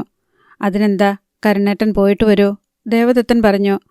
കുഞ്ഞമ്മയുടെ വീട്ടിലേക്ക് മാലതി കൂടെ വരും. എന്തായാലും ഊർമിളയെ കാണൂ. ബാക്കിയുള്ള കാര്യങ്ങൾ നമുക്ക് പിന്നെ ആലോചിക്കാം. എന്താ? ശരി. കരുണൻ പോയി. 2 കപ്പ് ചായയുമായി മാലതിക്കുട്ടി വന്നു. മാലതിയുടെ മോളെവിടെ? ദാസൻ ചോദിച്ചു. കുഞ്ഞമ്മയുടെ വീട്ടിൽ കാണും. രാവിലെ ഊർമിള ഇവിടെ വന്നായിരുന്നു. അവളെയും കൊണ്ടാ ഊർമിള പോയത്. ചായ കുടിച്ചു കഴിഞ്ഞപ്പോൾ കുഞ്ഞമ്മയുടെ വീട്ടിലേക്ക് പോകാൻ അവർ ഇറങ്ങി. ചെറിയച്ഛന് ഇവിടെ ശിവക്ഷേത്രത്തിലെ ജോലി. ജയശ്രീയെ കല്യാണം കഴിച്ചിരിക്കുന്നത് ഇവിടുത്തെ ഒരു ഹോമിയോ ഡോക്ടറാ, മോഹൻദാസ്. മാസത്തിൽ 2-3 തവണ അവൾ വരും. വിനോദ് ഇപ്പം വന്നിട്ട് 1 വർഷമാകുന്നു. ഊർമിളയുടെ കല്യാണം തീരുമാനിച്ചാലുടൻ അവൻ വരും. ഒത്തുവന്നാൽ അവൻ്റെയും കല്യാണം നടത്തണമെന്നുണ്ട് ചെറിയച്ഛന്. അവന് വയസ്സിപ്പോൾ 25 കഴിഞ്ഞു, മാലതി പറഞ്ഞു. 2 വീടുകൾക്കപ്പുറത്തായിരുന്നു ഊർമിളയുടെ വീട്. റോഡിലിറങ്ങി നടന്നപ്പോൾ 3ാമത്തെ വീടിന് നീലച്ചായം അടിച്ച ഗേറ്റ്. മതിലിന് മുകളിലൂടെ മഞ്ഞ കോളാമ്പിപ്പൂക്കൾ എത്തി നോക്കുന്നുണ്ടായിരുന്നു. ഗേറ്റിന് ഇരുവശത്തും നിറയെ കുലച്ച 2 തെങ്ങുകൾ, ആറ്റുമണൽ വിരിച്ച മുറ്റം, പൂത്തുലഞ്ഞ ചെടികൾ. റോസാപ്പൂക്കൾക്കിടയിൽ പാറിപ്പറന്ന് നടന്ന ഒരു പൂമ്പാറ്റയ്ക്ക് പിന്നാലെ 6 വയസ്സുള്ള ഒരു പെൺകുട്ടി പതുങ്ങി നടക്കുന്നുണ്ടായിരുന്നു. എൻ്റെ മോളാണ്, മാലതിക്കുട്ടി പറഞ്ഞു. അമ്മയെ കണ്ട് അവൾ ഓടി വന്നു. എന്താ മോളുടെ പേര്? ദേവദത്തൻ ചോദിച്ചു. സ്മിത, അവൾ പറഞ്ഞു. പൂമുഖത്ത് ചാരുകസേരയിൽ കിടന്ന പത്രം വായിച്ചുകൊണ്ടിരിക്കുന്ന ആൾ പെട്ടെന്ന് എഴുന്നേറ്റു. അത് ഊർമിളയുടെ അച്ഛനാവുമെന്ന് ദേവദത്തൻ ഊഹിച്ചു. വെളുത്തു തടിച്ച ദേഹം, ചെവിക്ക് മുകളിൽ ഇരുവശത്തും നര കയറിയിരിക്കുന്നു. നെറ്റിയിൽ ചന്ദനക്കുറി, ഒറ്റമുണ്ടും ഷർട്ടും വേഷം. ചെറിയച്ച, ഇതാണ് ദാസൻ. മറ്റേത് ദാസന്റെ അനിയനാണ്, ദേവദത്തൻ, മാലതി പരിചയപ്പെടുത്തി. വന്നാട്ടെ, നിങ്ങളെ കണ്ടില്ലല്ലോ എന്ന് വിചാരിച്ചിരിക്കുകയായിരുന്നു ഞാൻ, പ്രസന്നവദനായി അദ്ദേഹം പറഞ്ഞു. ഞങ്ങൾ മാലതിയുടെ വീട്ടിലിരിക്കുകയായിരുന്നു, ദാസൻ പറഞ്ഞു. ഇരിക്കൂ. സീലിംഗ് ഫാൻ ഓൺ ചെയ്തുകൊണ്ട് അദ്ദേഹം പറഞ്ഞു. മാലതി അകത്തേക്ക് പോയി. എൻ്റെ പേര് ശിവശങ്കരൻ നായർ. ദേവദാസ് എന്നല്ലേ മുഴുവൻ പേര്? അതെ. അവിടുത്തെ കാര്യങ്ങളൊക്കെ മാലതി പറഞ്ഞിട്ടുണ്ട്. ഞാൻ വെറുതെ ചോദിച്ചെന്നേയുള്ളൂ. ഇവിടുത്തെ കാര്യങ്ങളും ഏറെക്കുറെ മാലതി പറഞ്ഞു കാണുമല്ലോ? ഉവ്വ്. ദേവദത്തൻ ഏതോ പത്രത്തിലാണ് ജോലി ചെയ്യുന്നതെന്നറിഞ്ഞു. ലേഖകനാണോ? അല്ല, ആഴ്ചപ്പതിപ്പിൻ്റെ സബ് എഡിറ്ററാണ്, ദേവദത്തൻ പറഞ്ഞു. അല്പനേരം അവർ സംസാരിച്ചുകൊണ്ടിരുന്നു. അപ്പോഴേക്കും മാലതിയും പിന്നാലെ ഊർമിളയും അമ്മയും വന്നു. കരയുള്ള മുണ്ടും നേരിയതുമായിരുന്നു അമ്മയുടെ വേഷം. ചെറിയമ്മയ്ക്ക് മനസ്സിലായോ ദാസനെ? മാലതിക്കുട്ടി അയാളെ അമ്മയ്ക്ക് കാട്ടിക്കൊടുത്തു. ഇനി ചായ കുടിച്ചിട്ടിരിക്കാം, അകത്തേക്ക് വന്നാട്ടെ, അമ്മ പറഞ്ഞു. ശിവശങ്കരൻ നായരാണ് ആദ്യം എഴുന്നേറ്റത്. ദാസൻ ദേവദത്തിനെ ഒന്ന് നോക്കി. അകത്തെ മുറിയിൽ ചായയ്ക്കുള്ള വിഭവങ്ങൾ ഒരുക്കിയിട്ടുണ്ടായിരുന്നു. അടുത്തടുത്ത കസേരകളിലാണ് ദാസനും ദേവദത്തിനും ഇരുന്നത്. ഊർമിളയോട് പറ ചായ കൊണ്ടുവരാൻ, ശിവശങ്കരൻ നായർ മാലതിക്കുട്ടിയോട് പറഞ്ഞു. പെട്ടെന്ന് അകത്തേക്കുള്ള വാതിൽ തിരശ്ശീലയിൽ ഒരു ചലനമുണ്ടായി. ഒരു ട്രേയിൽ 3 കപ്പ് ചായയുമായി ഊർമിള മെല്ലെ കടന്നുവന്നു. ദേവദത്തൻ എന്തുകൊണ്ടോ കണ്ണുകൾ താഴ്ത്തി. അരികിൽ കസവു കരയുള്ള സാരിയും തുടുത്ത 2 പാദങ്ങളും വെള്ളി പാദസരങ്ങളുമാണ് അയാൾ ആദ്യം കണ്ടത്. മുഖമുയർത്തി നോക്കിയപ്പോൾ പിടയുന്ന 2 കറുത്ത കണ്ണുകൾ. എവിടെയോ കണ്ടു മറന്ന മുഖമാണതെന്ന് ദേവദത്തിന് പെട്ടെന്ന് തോന്നി. എവിടെ വെച്ചാണ്? അയാൾ ഓർമ്മയിൽ പരതി. അധ്യായം 9. ട്രേയിൽ 3 കപ്പ് ചായയുണ്ടായിരുന്നു. ചായയുമായി ഊർമിള ആദ്യം വന്നത് ദേവദത്തിൻ്റെ അടുത്തേക്കാണ്. അവൾ ഒന്നും മന്ദഹസിച്ചോ എന്ന് അയാൾക്ക് സംശയം തോന്നാതിരുന്നില്ല. അവൾ അടുത്തു വന്നപ്പോൾ ചന്ദനത്തിൻ്റെ നേർത്ത സുഗന്ധം. ട്രേയിൽ നിന്ന് ദേവദത്തൻ 1 കപ്പ് ചായ എടുത്തു. അപ്പോഴും അയാൾ ഓർമ്മകളിൽ അലയുകയായിരുന്നു. ഈ മുഖം എവിടെ വെച്ചാണ് കണ്ടത്? ദാസനാണ് ഊർമിള 2ാമത് ചായ കൊടുത്തത്. ഒടുവിൽ ശിവശങ്കരൻ നായർക്കും. ഇതാണ് ഊർമിളെ, ദാസൻ നല്ലോണം കണ്ടോളൂ, പിന്നെ പരാതിയൊന്നും പറയരുത്, മാലതിക്കുട്ടി പറഞ്ഞു. എല്ലാവരും ചിരിച്ചു. അനിത പറഞ്ഞ ഒരു കാര്യം ദേവദത്തിന് ഓർമ്മ വന്നു. നിങ്ങൾ 2 ചെറുപ്പക്കാർ ചെല്ലുമ്പോൾ പെണ്ണിന് കൺഫ്യൂഷൻ ഉണ്ടാകും. രണ്ടുപേരിൽ ആരാണ് വരനെന്ന് ഊർമിളയ്ക്ക് മനസ്സിലായി കാണുമോ? ദേവദത്തിന് പരിഭ്രമം തോന്നി. ദാസേട്ടന് എന്തെങ്കിലും സംസാരിക്കാനുണ്ടെങ്കിൽ പറയണം, ഞങ്ങൾ മാറി തന്നേക്കാം. തമാശയെന്നോണം ദേവദത്തൻ പറഞ്ഞു. എനിക്കൊന്നും സംസാരിക്കാനില്ല, പെട്ടെന്ന് ദാസൻ പറഞ്ഞു. എന്തായാലും ചായ കുടിച്ചാട്ടെ, അത് കഴിഞ്ഞ് എന്തു വേണമെങ്കിലും ആവാമല്ലോ, ശിവശങ്കരൻ നായർ ഇരുവരോടുമായി പറഞ്ഞു. ആ തക്കത്തിൽ ഊർമിള അകത്തേക്ക് വലിഞ്ഞു. BA വരെ പഠിച്ചെന്ന് പറഞ്ഞിട്ടെന്താ? വലിയ നാണം കുണുങ്ങിയ അവൾ. വിശാലാക്ഷിയമ്മ പറഞ്ഞു. പെൺകുട്ടികളായാൽ ഇത്തിരി നാണമൊക്കെ വേണം അമ്മേ. ദേവദത്തൻ അവരെ പിന്താങ്ങി. ദാസൻ അയാളെ ഒന്ന് നോക്കി. ദാസേട്ടനും വലിയ നാണക്കാരനാ, അതുകൊണ്ടാ എന്നെ കൂടി കൊണ്ടുവന്നിരിക്കുന്നത്, ഒരു ധൈര്യത്തിന്. ദേവദത്തൻ പറഞ്ഞു. ഇവൻ ഒരു വായാടിയാണമ്മേ, അതുമാത്രമേയുള്ളൂ കുഴപ്പം. ആൾ പരമസാധുവാ, ദാസൻ പറഞ്ഞു. ദേവദത്തിന് ആശ്വാസമായി. പെണ്ണുകാണലിൻ്റെ പിരിമുറുക്കം അയഞ്ഞു കിട്ടിയല്ലോ. ഇനി സ്വന്തം വീട്ടിലെന്ന പോലെ എന്തു വേണമെങ്കിലും സംസാരിക്കാം. ചായ കുടിച്ചു തീരുന്നതുവരെ അവർ പലതും പറഞ്ഞുകൊണ്ടിരുന്നു. അടുത്ത മുറിയിൽ ഊർമിള കാതോർത്ത് നിൽക്കുന്നുണ്ടാവുമെന്ന് ദേവദത്തൻ ഊഹിച്ചു. അയാൾക്ക് ആഹ്ലാദം തോന്നാതിരുന്നില്ല. പ്രതീക്ഷിച്ചതിലേറെ സൗന്ദര്യവും ശാലീനതയും ഐശ്വര്യവുമുള്ള കുട്ടിയാണ് ഊർമിള. ദാസേട്ടൻ ഭാഗ്യവാനാണ്. കല്യാണം ഇത്തിരി നീണ്ടുപോയതിൽ കുണ്ഠിതപ്പെടാനില്ല. കിട്ടാവുന്നതിലും ഏറ്റവും മികച്ച പെൺകുട്ടിയെ ഒടുവിൽ കണ്ടെത്താൻ കഴിഞ്ഞല്ലോ. ദാസന് എന്തെങ്കിലും സംസാരിക്കണമെന്നുണ്ടെങ്കിൽ ഊർമിളയെ വിളിക്കാം. ചായ കൂടി കഴിഞ്ഞപ്പോൾ മാലതിക്കുട്ടി പറഞ്ഞു. ഓ, വേണമെന്നില്ല, ദാസൻ പറഞ്ഞു.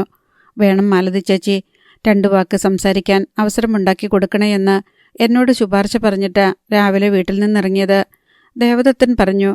ദാസൻ അയാളെ വീണ്ടുമൊന്ന് നോക്കി. എങ്കിൽ ഞാൻ ചെന്ന് ഊർമിളയെ വിളിച്ചുകൊണ്ടുവരാം. വിശാലാക്ഷിയമ്മ അകത്തേക്ക് പോയി. ദേവദത്തൻ എഴുന്നേറ്റു. ദാസേട്ടാ, ഞാൻ വെളിയിലിരിക്കാം. ദാസൻ ദയനീയ ഭാവത്തിൽ അയാളെ ഒന്ന് നോക്കി. അത് കണ്ട് മാലതി ചിരിച്ചു. ഊർമിള മടിച്ച് വാതിലിനടുത്തേക്ക് വന്നു നിന്നപ്പോൾ ദേവദത്തനും ശിവശങ്കരൻ നായരും പുറത്തേക്കിറങ്ങി സ്വീകരണ മുറിയിൽ ചെന്നിരുന്നു. എല്ലാം ഒത്തുവന്നാൽ കല്യാണം എന്നത്തേക്ക് വേണമെന്നാ നിങ്ങളുടെ ആഗ്രഹം? ശിവശങ്കരൻ നായർ ചോദിച്ചു. പ്രസന്നവാനായിരുന്നു ശിവശങ്കരൻ നായർ. എല്ലാം ഒത്തുവന്ന ധ്വനിയുണ്ടായിരുന്നു അദ്ദേഹത്തിൻ്റെ സ്വരത്തിൽ. വീട്ടിൽ തടസ്സങ്ങളൊന്നുമില്ല, എത്രയും വേഗം നടത്തിയാൽ കൊള്ളാമെന്നാണ് അമ്മയുടെ ആഗ്രഹം, ദേവദത്തൻ പറഞ്ഞു. കല്യാണം അധികം നീട്ടിവെക്കണമെന്ന് ഞങ്ങൾക്കും ആഗ്രഹമില്ല. അമ്മയ്ക്ക് ചിലപ്പോൾ കുട്ടിയെ ഒന്ന് കാണേണ്ടി വരും. ഇവിടുന്ന് ആരെങ്കിലും അങ്ങോട്ടും ഒന്ന് വരണമല്ലോ. അത് കഴിഞ്ഞ് നമുക്ക് തീയതി നിശ്ചയിക്കാവുന്നതേ ഉള്ളൂ. സത്യം പറയാമല്ലോ ദേവദത്ത, എനിക്ക് ദാസനെ ഇഷ്ടപ്പെട്ടു. എല്ലാം കൊണ്ടും ഊർമിളയ്ക്ക് അനുയോജ്യന ദാസൻ എന്ന് വിചാരിച്ച് ദേവദത്തിനെ എനിക്കിഷ്ടപ്പെട്ടില്ലെന്നല്ല അർത്ഥം. പക്ഷേ അത് വേറെ രീതിയിൽ.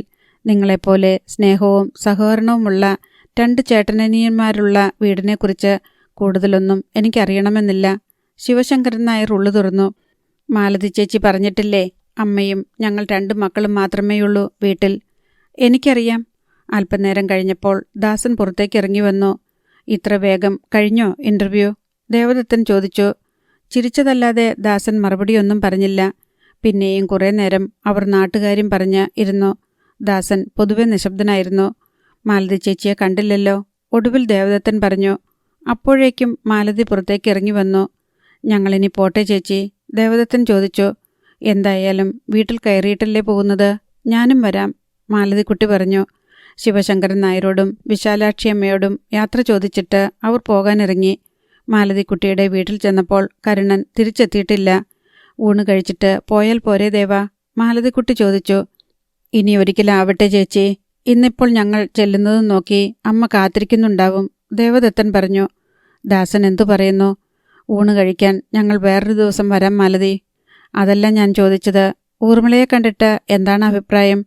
ഞാനെന്തു പറയാൻ, തീരുമാനം അമ്മയ്ക്ക് വിട്ടിരിക്കുകയാണ് ഞാൻ, ദാസൻ പറഞ്ഞു. അതല്ല മാലതി ചേച്ചി ചോദിച്ചത്, ദാസേട്ടന് ആ കുട്ടിയെ ഇഷ്ടമായോ എന്നാണ്, ദേവദത്തൻ ചോദിച്ചു. നിനക്ക് ഇഷ്ടമായോ? ദാസൻ അയാളോട് ചോദിച്ചു.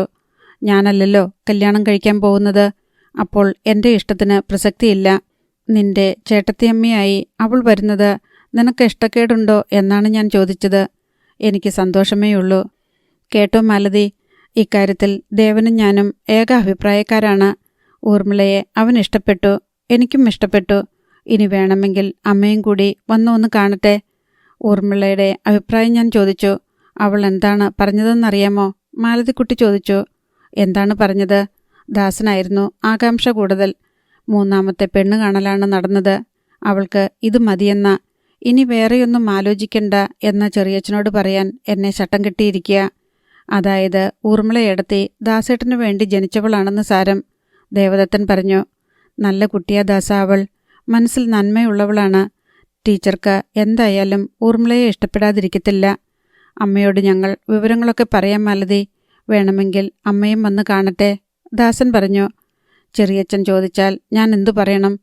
ഞങ്ങൾക്ക് ഇഷ്ടമായി എന്ന് പറഞ്ഞോളൂ, ദാസൻ പറഞ്ഞു. അപ്പോൾ തന്നെ അവർ പോകാനിറങ്ങി. ഊണ് കഴിക്കാതെ പോകാൻ തന്നെ തീരുമാനിച്ചു അല്ലേ? ലേശം ഒരു പരിഭവത്തോടെ മാലതിക്കുട്ടി ചോദിച്ചു. അക്കാര്യത്തിൽ ചേച്ചി വിഷമിക്കണ്ട. ആദ്യത്തെ വിരുന്നൂണിന് നവവരനും വധുവും ഇവിടെ തന്നെ വരുന്നതായിരിക്കും. കൂട്ടത്തിൽ എന്നെ കൂടി വിളിക്കാൻ മറക്കരുതെന്ന് മാത്രം, ദേവദത്തൻ പറഞ്ഞു. കൂട്ടത്തിലുള്ള ഊണ് വേണ്ട ദേവ, നിന്നെ ഞാൻ പ്രത്യേകം ക്ഷണിക്കുന്നുണ്ട് കേട്ടോ. എൻ്റെ കസ്റ്റഡിയിൽ ഇനിയും സുന്ദരിമാരുണ്ട്. എന്താ നോക്കട്ടെ? മാലതിക്കുട്ടി ചോദിച്ചു. എന്താ ചേച്ചി, മാരേജ് ബ്യൂറോ തുടങ്ങാനോ മറ്റോ ഉദ്ദേശമുണ്ടോ? എന്തായാലും എൻ്റെ പേര് തൽക്കാലം രജിസ്റ്റർ ചെയ്യണ്ട. സ്വന്തം നിലയിൽ ഒരു പെണ്ണിനെ കണ്ടുപിടിക്കാനുള്ള ശ്രമത്തിലാണ് ഞാൻ, ദേവദത്തൻ പറഞ്ഞു. ആഹ്ലാദത്തോടെയാണ് അവർ മാലതിക്കുട്ടിയോട് യാത്ര പറഞ്ഞു പിരിഞ്ഞത്. തിരിച്ചു പോകുമ്പോഴും ബൈക്ക് ഓടിച്ചത് ദേവദത്തനാണ്. പെണ്ണിനോട് എന്തെങ്കിലും സംസാരിച്ചോ ദാസേട്ടാ? പിന്നില്ലേ, 5 മിനിറ്റ് തകർത്ത് സംസാരിച്ചു. ചോദ്യങ്ങൾ ചോദിച്ചത് കുമാരി ഊർമിളയായിരിക്കും. ഇദ്ദേഹം മറുപടിയും പറഞ്ഞു കാണും, ദേവദത്തൻ പരിഹസിച്ചു. നീ എന്തു വേണമെങ്കിലും വിചാരിച്ചോ. പക്ഷേ ഒരു കാര്യം ഞാൻ പറയാം, അവൾക്ക് നിന്നെ അറിയാം. അത് പിന്നെ അറിയാതിരിക്കുമോ? പ്രശസ്തനായ കവിയെ അക്ഷരജ്ഞാനമുള്ളവരൊക്കെ അറിയും. ദേവദത്തൻ ഒട്ടും വിട്ടുകൊടുത്തില്ല. നിന്റെ കവിതകളൊക്കെ അവൾ വായിച്ചിട്ടുണ്ട്. ഞാൻ പറഞ്ഞത് അതല്ല. അവൾക്ക് നിന്നെ നേരിട്ട് പരിചയമുണ്ട്, കണ്ടിട്ടുണ്ട്, സംസാരിച്ചിട്ടുമുണ്ട്. പെട്ടെന്ന് ദേവദത്തൻ ബൈക്കിൻ്റെ വേഗത കുറച്ചുകൊണ്ട് ചോദിച്ചു. എവിടെ വെച്ച്? അതിപ്പോൾ പറയാൻ പറ്റില്ല. സ്വല്പം സസ്പെൻസ് കിടക്കട്ടെ.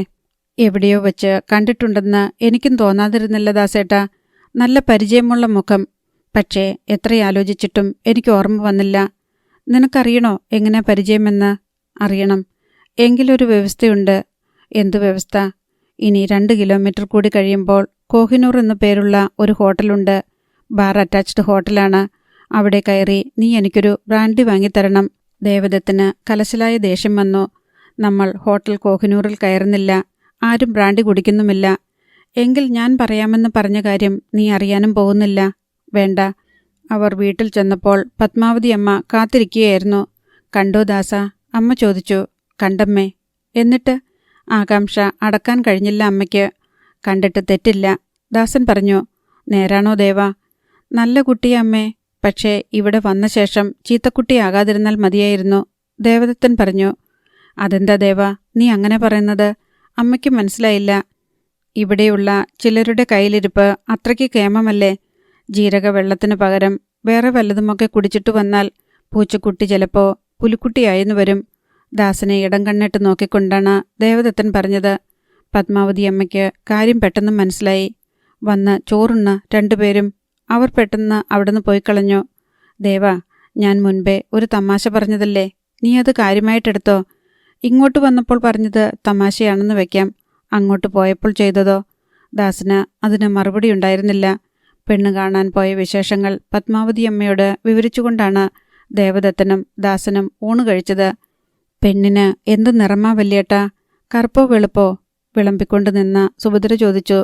വെളുത്തതാ, പക്ഷെ നിന്റെത്ര സൗന്ദര്യം വരില്ല, ദാസൻ പറഞ്ഞു. കളിയാക്കല്ലേ വല്യേട്ടാ, പാവങ്ങൾ ജീവിച്ചു പോയിക്കോട്ടെ. അത്ര വെളുത്ത നിറമല്ല സുഭദ്രയുടേത്. അതിൻ്റെ അപകർഷതയുണ്ട് അവൾക്ക്. പക്ഷേ അവൾ അത്ര കറുത്തതുമല്ല. ദേവന് പറ്റിയ ഒരു പെണ്ണിനെയും കണ്ടുപിടിച്ചു കൊടുക്കാമെന്ന് മാലതിയും വാഗ്ദാനം ചെയ്തിട്ടുണ്ട്, ദാസൻ പറഞ്ഞു. അതും വേണം ഉടൻ. ആദ്യം നിന്റേത് കഴിയട്ടെ, പത്മാവതിയമ്മ പറഞ്ഞു. അപൂർവ ശോഭയോടെ അപ്പോൾ താരയുടെ മുഖം ദേവദത്തൻ്റെ മനസ്സിലേക്ക് വന്നു. ഇപ്പോൾ എന്തു ചെയ്യുകയായിരിക്കും താര? അധ്യായം 10. ഊണ് കഴിഞ്ഞപ്പോൾ ദേവദത്തനൊന്ന് മയങ്ങാൻ കിടന്നു. പതിവ് സ്വഭാവമല്ല ഒച്ചയുറക്കം. വീട്ടിൽ വരുമ്പോഴും ഒഴിവു ദിവസങ്ങളിലും മാത്രമുള്ള ധാരാളിത്തം. 4 മണിക്ക് ചായ കുടിക്കാൻ സുഭദ്ര വന്ന് വിളിച്ചപ്പോഴാണ് അയാൾ ഉണർന്നത്.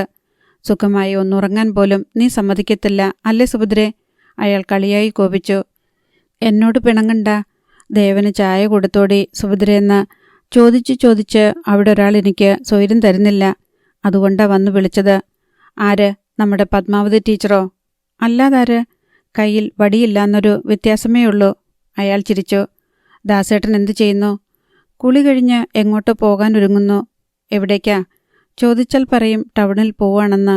ഒരൊറ്റ അവധി ദിവസവും വൈകിട്ട് വീട്ടിലിരിക്കത്തില്ല. എവിടെങ്കിലും കറങ്ങാൻ പോകും. പോയിട്ടെപ്പോൾ വരും? ദേവദത്തൻ ചോദിച്ചു. 4 കാലിലാ. സുഭദ്ര ചിരിച്ചു. അതിന് നടന്നല്ലല്ലോ വരുന്നത്, ബൈക്കിലല്ലേ? ഒരിക്കൽ വണ്ടിയുമായി കൈതക്കാട്ടിലേക്ക് മറിഞ്ഞു. മണിമംഗലത്തെ ഹരിദാസും പ്രേമചന്ദ്രനും കൂടെ പൊക്കിയെടുത്ത് വീണ്ടും റോഡിൽ വെച്ചത്. ആ നിലയിലും വണ്ടി ഓടിച്ചു വന്നു കളഞ്ഞു. അതാ എനിക്കിപ്പോഴും അത്ഭുതം. ദേവദത്തൻ മെല്ലെ ഊണുമുറിയിലേക്ക് ചെന്നു. മണി 4 ദേവ. എന്തൊരു ഉറക്കമായിരുന്നു. ഞാനാ അവളെ പറഞ്ഞു വിട്ടത് നിന്നെ വിളിക്കാൻ. പത്മാവതി അമ്മ പറഞ്ഞു. ഒരു ഗ്ലാസ് നിറയെ ചായ പകർന്ന് അമ്മ അയാൾക്ക് കൊടുത്തു. ഒരു പ്ലേറ്റിൽ 4-5 പരിപ്പ് വടയും. വടയ്ക്ക് ചൂടുണ്ടായിരുന്നു. നിന്നെ പ്രതി സുഭദ്രയുണ്ടാക്കിയതാ. കഴിഞ്ഞ തവണ വന്നപ്പം വടയുടെ കാര്യം വല്ലതും പറഞ്ഞായിരുന്നു അവളോട്? ദേവദത്തൻ ചിരിച്ചുപോയി. ഇവിടെ വന്ന ശേഷം അവൾ പാചകകലയിൽ സർവജ്ഞ പീഠം കയറിയെന്ന് പറഞ്ഞമ്മേ. ഞാനപ്പോൾ ചോദിച്ചു, നിനക്ക് പരിപ്പ് വട ഉണ്ടാക്കാൻ അറിയാമോ എന്ന്. അത്രയുള്ളൂ. അയാൾ ഒരു വടയെടുത്ത് തിന്നു. അവൾ മിടുക്കിയാണല്ലോ. നല്ല സ്വാദുണ്ട് വടയ്ക്ക്. അയാൾ അല്പം ഉറക്കെയാണ് പറഞ്ഞത്. അഭിപ്രായം കേൾക്കാൻ കാത്തുനിന്ന സുഭദ്ര പെട്ടെന്ന് പിന്നിലേക്ക് വലിയുന്നത് ദേവദത്തൻ കണ്ടു. വെറുതെയല്ല ചായ കുടിക്കാൻ വിളിക്കാൻ അവൾ ഉത്സാഹം കാണിച്ചത്. മാലതി എന്തു പറഞ്ഞു ദേവ? പെണ്ണ് കാണാൻ പോയ കാര്യം പത്മാവതി വീണ്ടും എടുത്തിട്ടു. ഒന്നും പറഞ്ഞില്ല അമ്മേ. വേണമെങ്കിൽ അമ്മ പോയി കുട്ടിയെ ഒന്ന് കണ്ടു നോക്ക്. എന്നിട്ട് അതങ്ങ് ഉറപ്പിക്ക്. വേറൊന്നും ഇനി ആലോചിക്കാനില്ലെന്നാ എനിക്ക് തോന്നുന്നേ. ഞാനും അത് തന്നാ ദേവ വിചാരിക്കുന്നേ. പക്ഷേ നിങ്ങൾ 2 പേരും പോയി കണ്ട് ഇഷ്ടപ്പെട്ട സ്ഥിതിക്ക് ഇനി ഞാൻ പോയി കാണണമെന്നില്ല. അവിടുന്ന് ആരെങ്കിലും ഇങ്ങോട്ട് വരാൻ അറിയിച്ചാലോ? നമ്മുടെ വീടും ചുറ്റുപാടും അവരും വന്ന് കാണണ്ടേ? അതും വേണം. 2 പേരുടെയും ജാതകം ഞാൻ ഉപായത്തിലൊന്നും നോക്കിച്ചു. വലിയ ദോഷമൊന്നും കാണുന്നില്ല. ഇക്കാലത്ത് ജാതകത്തിനൊന്നും വലിയ അർത്ഥമില്ലമ്മേ. ആര് പറഞ്ഞു അർത്ഥമില്ലെന്ന്? ഞാൻ ജീവിച്ചിരിക്കുന്നിടത്തോളം കാലം നിങ്ങളുടെ ജാതകവുമായി പൊരുത്തപ്പെടുന്ന ജാതകമുള്ള പെണ്ണിനെ മാത്രമേ നിങ്ങൾ കല്യാണം കഴിക്കൂ. ഒരു വിട്ടുവീഴ്ചയുമില്ലാത്ത പോലെ പത്മാവതിയമ്മ പറഞ്ഞു. താരയുടെ നക്ഷത്രം എന്താണെന്ന് ഇതുവരെ ചോദിച്ചിട്ടില്ല. അവൾ പറഞ്ഞിട്ടുമില്ല. അവളുടെ ജന്മദിനം ഏതാണെന്ന് പോലും അറിയില്ല. പക്ഷേ അവൾ സൂത്രത്തിൽ ചോദിച്ചറിഞ്ഞ് കഴിഞ്ഞ ജന്മദിനത്തിൽ ഒരു സമ്മാനം കൊണ്ടുവന്നു. വിലപിടിപ്പുള്ള ഒരു പേന. അടുത്ത ഞായറാഴ്ച അവർ ഇങ്ങോട്ട് വരാൻ ഞാൻ അറിയിക്കട്ടെ ദേവ. നിനക്കും അന്നിങ്ങോട്ട് വരാമോ? പത്മാവതിയമ്മ ചോദിച്ചു. ഞാൻ വരണോ? അമ്മയും ദാസേട്ടനുമുണ്ടല്ലോ, അതുപോരെ? ദേവദത്തൻ മടിച്ചു. എന്നാലും ആണുങ്ങളോട് സംസാരിക്കാൻ ആണുങ്ങൾ തന്നെ വേണ്ടേ? ദാസന മൂത്തവനെങ്കിലും അവൻ്റെ സ്വന്തം കാര്യമായതുകൊണ്ട് അവരോട് സംസാരിക്കാൻ അവന് ബുദ്ധിമുട്ട് കാണും. അത് കേട്ടുകൊണ്ടാണ് ദാസൻ വന്നത്. ഇവനൊരു സ്വപ്നജീവിയാണെന്ന് അമ്മയ്ക്കിതുവരെ മനസ്സിലായില്ലേ? പ്രായോഗികമായി ചിന്തിക്കാനും പ്രവർത്തിക്കാനും ഏക വ്യക്തി അമ്മ കഴിഞ്ഞാൽ ഈ വീട്ടിൽ ഞാനല്ലേ ഉള്ളൂ. അതുകൊണ്ട് അവർ വരട്ടെ. അവരെ ഞാൻ കൈകാര്യം ചെയ്തോളാം, ദാസൻ പറഞ്ഞു. ചായയും കൊണ്ടുവന്ന സുഭദ്ര അത് കേട്ട് ചിരിച്ചു. എന്നാൽ ഞാൻ മാലതിക്ക് എഴുതട്ടെ? അവർ അടുത്ത ഞായറാഴ്ച വരാൻ? പത്മാവതിയമ്മ ചോദിച്ചു. അമ്മ ധൈര്യമായിട്ടെഴുത്. അവർ വരുമ്പോൾ വേണ്ട കാര്യങ്ങളൊക്കെ നീ സംസാരിക്കുമല്ലോ. ഏറ്റു. പക്ഷേ ദേവനും കൂടി ഇവിടെ ഉണ്ടാവുന്നതാണ് നല്ലത്, ദാസൻ പറഞ്ഞു. അതെന്തിനാ? എനിക്കൊരു സപ്പോർട്ടിന്. പക്ഷേ അടുത്ത ഞായറാഴ്ച എനിക്ക് വരാൻ പറ്റുമെന്ന് തോന്നുന്നില്ല ദാസേട്ടാ, ദേവദത്തൻ പറഞ്ഞു. പിന്നത്തെ ഞായറാഴ്ച ആയിക്കോട്ടെ. ഇവിടെ ആർക്കും ധൃതിയില്ല. ഉണ്ടോ അമ്മേ? ദാസൻ ചോദിച്ചു. എനിക്ക് ധൃതിയുണ്ട്. എന്നാലും അടുത്തതിൻ്റെ പിന്നത്തെ ഞായറാഴ്ച അവർ വരാൻ എഴുതാം, പത്മാവതിയമ്മ പറഞ്ഞു. ദേവദത്തൻ എതിർപ്പൊന്നും പറഞ്ഞില്ല. ചായ കുടിച്ചിട്ട് ദാസൻ പുറത്തേക്കിറങ്ങി. ദേവദത്തനും കൂടെ ചെന്നു. എവിടേക്കാണ്? ദാസൻ ബൈക്ക് സ്റ്റാർട്ട് ചെയ്യുമ്പോൾ അയാൾ ചോദിച്ചു. വെറുതെ ടൗൺ വരെ. വെറുതെയാണെങ്കിൽ പിന്നെ ഇവിടെയെങ്ങാനും ഇരിക്കരുതോ ദാസേട്ടാ? വെറുതെയല്ല, വണ്ടിക്ക് പെട്രോൾ അടിക്കണം. റിസർവിലാ നമ്മൾ ഇങ്ങോട്ട് വന്നത്, അത് മറന്നോ? നാളെ ഓഫീസിൽ പോകുന്ന വഴിക്ക് അടിച്ചാൽ പോരെ? മതി. പക്ഷേ രാത്രിയിൽ അത്യാവശ്യമായി ദൂരെ എവിടേക്കെങ്കിലും ഒന്ന് പോകേണ്ടി വന്നാൽ എന്തു ചെയ്യും? 8 മണിയാകുമ്പോൾ പമ്പുകൾ അടയ്ക്കും. ശരി, പോയിട്ട് വാ. പക്ഷേ ഇന്ധനം വണ്ടിക്ക് മാത്രം അടിച്ചാൽ മതി കേട്ടോ, ദേവദത്തൻ പറഞ്ഞു. മനസ്സിലായ മട്ടിൽ ദാസൻ പുഞ്ചിരിച്ചു. 7 മണിക്ക് മുൻപ് വീട്ടിൽ വരണം. 2 പെണ്ണുങ്ങൾ മാത്രമേ ഇവിടെ കാണൂ എന്ന കാര്യം മറക്കരുത്. ഇന്ന് നീയുണ്ടല്ലോ. വണ്ടി മുന്നോട്ടെടുത്തുകൊണ്ട് ദാസൻ പറഞ്ഞു. കുളി കഴിഞ്ഞപ്പോൾ മണി 6. വെറുതെ ഒന്ന് നടക്കാൻ പോയാലോ എന്ന് ദേവദത്തൻ ആലോചിച്ചു. അയാൾ കവല വരെ പോയി. 2-3 പരിചയക്കാരെ കണ്ടു. അവരോട് കുറച്ചു നേരം സംസാരിച്ചു. ശിവന്റെ മാടക്കടയിൽ നിന്ന് ഒരു പാക്കറ്റ് സിഗരറ്റ് വാങ്ങിച്ചു. വയൽ വരമ്പത്തു കൂടിയാണ് ദേവദത്തൻ തിരിച്ചു നടന്നത്. ഒരു കാലത്ത് കുടുംബവക വയലായിരുന്നു അത്. അച്ഛൻ്റെ കാലത്ത് നെൽകൃഷിയുണ്ടായിരുന്നു. അച്ഛൻ മരിച്ച ശേഷം കൃഷികൾ നോക്കി നടത്താൻ ആളില്ലാതായി. സ്കൂളിലെ ജോലിയും കൃഷിയും ഒന്നിച്ചു നോക്കാൻ അമ്മയെക്കൊണ്ട് പറ്റില്ലായിരുന്നു. അതോർക്കുമ്പോഴാണ് താരയുടെ അമ്മയെക്കുറിച്ച് മതിപ്പ് തോന്നുന്നത്. അവരുടെ സ്ഥാനത്ത് അമ്മയായിരുന്നെങ്കിൽ അമ്പെ തോറ്റു തുന്നം പാടിയനെ. മിസ്സിസ് കൗസല്യ മാധവനെ എന്നാണ് പരിചയപ്പെടുക? എന്തെങ്കിലും ഒരിക്കൽ മുഖാമുഖം കാണേണ്ടി വരും. ദേവദത്തൻ വീട്ടിലെത്തിയപ്പോൾ സന്ധ്യയായിരുന്നു. പൂജാമുറിയിൽ നിന്ന് ഈണത്തിൽ സുഭദ്രയുടെ കീർത്തനങ്ങൾ ഒഴുകി വരുന്നു. തുടച്ച് കണ്ണാടി പോലെ മിനുക്കിയിട്ട പൂമുഖപ്പടിയിൽ ദേവദത്തനിരുന്നു. കിളികൾ ചേക്കേറി കഴിഞ്ഞു. കാവിലെ കൂറ്റനാഞ്ഞിലിയിൽ പകൽ മുഴുവൻ കീഴ്മേൽ തൂങ്ങിക്കിടന്ന വവ്വാലുകൾ എങ്ങോട്ടൊക്കെയോ പറന്നു പോകുന്നു. പൂർണ്ണചന്ദ്രൻ ഉദിച്ചുയരുന്നു. ഒരു കവിതയുടെ 2 വരി ദേവദത്തൻ്റെ മനസ്സിൽ താളം ചവിട്ടി നിന്നു. 3-ാമത്തെ വരിക്കു വേണ്ടി വാക്കുകൾ തിരയുമ്പോഴാണ് ഗേറ്റ് കടന്ന് ദാസന്റെ ബൈക്ക് വന്ന് മുറ്റത്തു നിന്നത്. 7 മണിയായപ്പോഴേക്കും ദാസേട്ടൻ തിരിച്ചെത്തിയിരിക്കുന്നു. നല്ല കാര്യം. പക്ഷേ എങ്ങനെയാണ് വന്നിരിക്കുന്നത്? ഒരുപക്ഷെ സുഭദ്ര പറഞ്ഞതുപോലെ. ബൈക്ക് സ്റ്റാൻഡിലിട്ട് വച്ചിട്ട് ദാസൻ അയാളുടെ അടുത്തേക്ക് വന്നു. നീ എന്താ തനിച്ചിങ്ങനെ ഇരിക്കുന്നേ? വെറുതെ നിലാവ് കാണുകയായിരുന്നു ദാസേട്ടാ. ഓരോ ഭ്രാന്തുകൾ. ദാസൻ പൊട്ടിച്ചിരിച്ചു. ദേവദത്തൻ ഉള്ളിലേക്കൊന്ന് ശ്വാസമെടുത്തു നോക്കി. മണമൊന്നും അനുഭവപ്പെട്ടില്ല. ദാസൻ അയാളുടെ സമീപത്തിരുന്നു. ഊർമിളയുടെ കാര്യം ഇപ്പോൾ ചോദിച്ചാലോ എന്ന് ദേവദത്തൻ ആലോചിച്ചു. അവൾ എവിടെ വെച്ചാണ് തന്നെ കണ്ടതെന്ന് അറിയണമല്ലോ. പക്ഷേ അതിനു മുൻപ് ദാസൻ അക്കാര്യം സംസാരിച്ചു തുടങ്ങി. ഊർമിള നിന്നെ കണ്ടിട്ടുണ്ടെന്ന് ഞാൻ മുൻപേ പറഞ്ഞില്ലേ? ഉവ്വ്. എവിടെ വെച്ചാണെന്നറിയാമോ? ഇല്ല. ഡിഗ്രിക്ക് അവൾ മഹാരാജാസിലാണ് പഠിച്ചത്. അന്ന് നീ അവിടെ MA ഉണ്ട്. അന്നേ നീ പേരെടുത്ത കവിയല്ലേ? നിനക്ക് കോളേജിൽ കുറേ ആരാധികമാരുണ്ടായിരുന്നു എന്നാണ് അവൾ പറഞ്ഞത്. അങ്ങനെ പറഞ്ഞോ? പറയാതെ തന്നെ സാമാന്യ ബോധമുള്ളവർക്ക് ഊഹിക്കാമല്ലോ, ദാസൻ പറഞ്ഞു. കവിത ഇഷ്ടപ്പെടുന്ന പെൺകുട്ടികൾ വളരെ കുറവാണ് ദാസേട്ടാ. കുറവായിരിക്കും. പക്ഷേ ഊർമിള നിന്റെ മിക്ക കവിതകളും വായിച്ചിട്ടുണ്ട്. വീട്ടിൽ ഒരു കവിയുള്ള സ്ഥിതിക്ക് ഒരു കവിത ആസ്വാദക കൂടി വരുന്നത് എന്തായാലും. ആദ്യമായി കണ്ടപ്പോൾ ഇത്രയധികം സംസാരിച്ചോ? ആശ്ചര്യത്തോടെ ദേവദത്തൻ ചോദിച്ചു. ദാസൻ പുഞ്ചിരിച്ചു. മാലതി ചേച്ചി പറഞ്ഞത് വലിയ നാണക്കാരിയാണെന്നാണല്ലോ. നാണക്കാരിയാണ്. പക്ഷേ പൂർണ്ണചന്ദ്രനെ കാണുമ്പോൾ ആമ്പൽമുട്ട് താനെ വിടർന്നു പോവില്ലേ? ദേവദത്തൻ പൊട്ടിച്ചിരിച്ചു. പൂമുഖത്ത് പൊട്ടിച്ചിരി കേട്ടുകൊണ്ടാണ് പത്മാവതിയമ്മ വന്നത്. എൻ്റെ വാടാ ഇത്ര വലിയ തമാശ. തമാശയല്ലമ്മേ.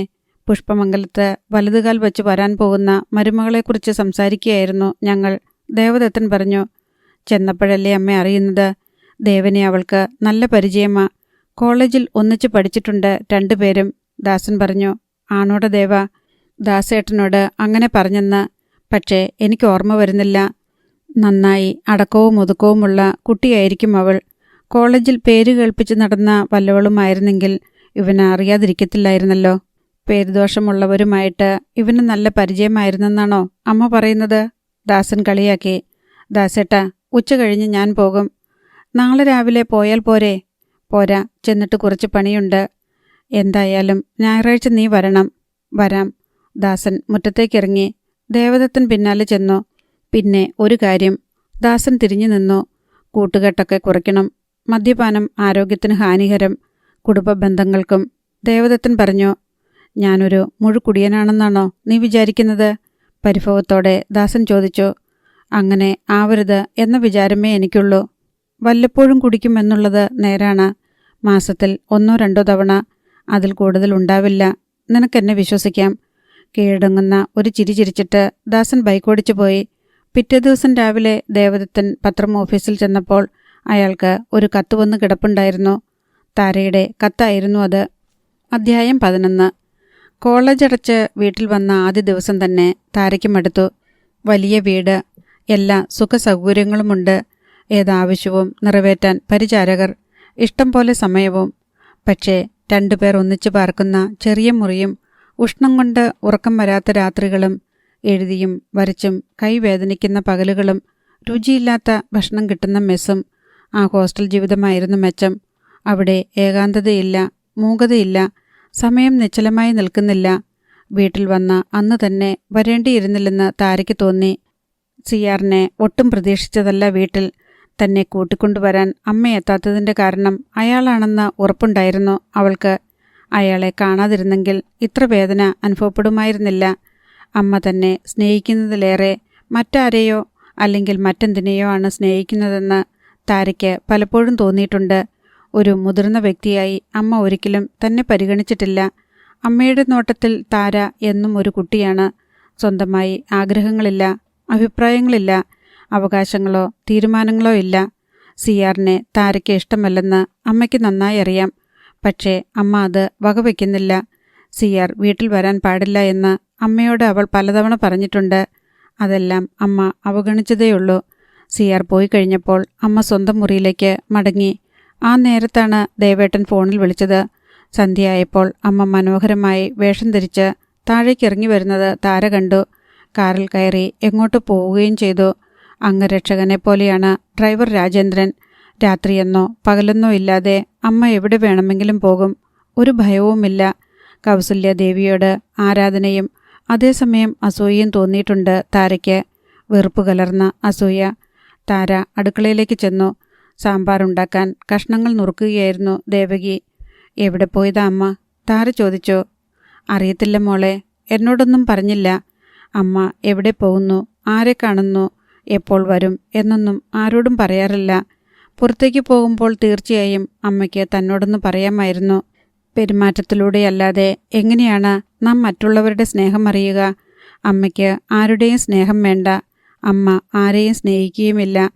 ആഗ്രഹിക്കുന്നതൊക്കെ കൈയടക്കുവാൻ വേണ്ടി സ്നേഹം നടിക്കുകയുള്ളൂ. അയാൾ എപ്പോഴാണ് വന്നത്? കിച്ചൺ ടേബിളിലേക്ക് ചാരിക്കൊണ്ട് താര ചോദിച്ചു. ആര്? മനസ്സിലാകാത്തതുപോലെ ദേവകി ചോദിച്ചു. സിയാർ, ആ പോലീസേമാൻ, വെറുപ്പോടെ താര പറഞ്ഞു. ദേവകി ഒന്ന് പരിങ്ങി. രാവിലെ 11 വന്നു. തനിച്ചായിരുന്നോ? അതെ. ഉച്ചയ്ക്ക് സദ്യ ഉണ്ടായിരുന്നോ? ദേവകി തല കുലുക്കി. എത്ര കോഴി? 2. കത്രീനാമ്മ വന്നിരുന്നോ? ഉവ്വ്. തൊട്ടടുത്ത വീട്ടിലാണ് കത്രീന താമസിക്കുന്നത്. കമ്പനിയിലെ വാച്ചർ ചാക്കോച്ചൻ്റെ പെമ്പിളയാണ് കത്രീന. ഒന്നാന്തരമായി ഇറച്ചിയും മീനും വയ്ക്കും. വീട്ടിൽ നോൺ വെജിറ്റേറിയൻ അതിഥികൾ വരുമ്പോൾ അമ്മ കത്രീന വരാൻ ആളെ പറഞ്ഞുവിടും. ഇറച്ചിയും മീനും കൊണ്ട് രുചികരമായ പലതരം വിഭവങ്ങൾ ഉണ്ടാക്കാൻ കത്രീനയ്ക്കറിയാം. അമ്മയുടെ പ്രായമുണ്ട് കത്രീനയ്ക്ക്. അവരെപ്പോലെ ചുറുചുറുക്കുള്ള മറ്റൊരു സ്ത്രീയെയും കത്രീന കണ്ടിട്ടില്ല. കത്രീനയ്ക്ക് പൊക്കം കുറവാണ്. നല്ല കൊഴുത്തുരുണ്ട ശരീരം.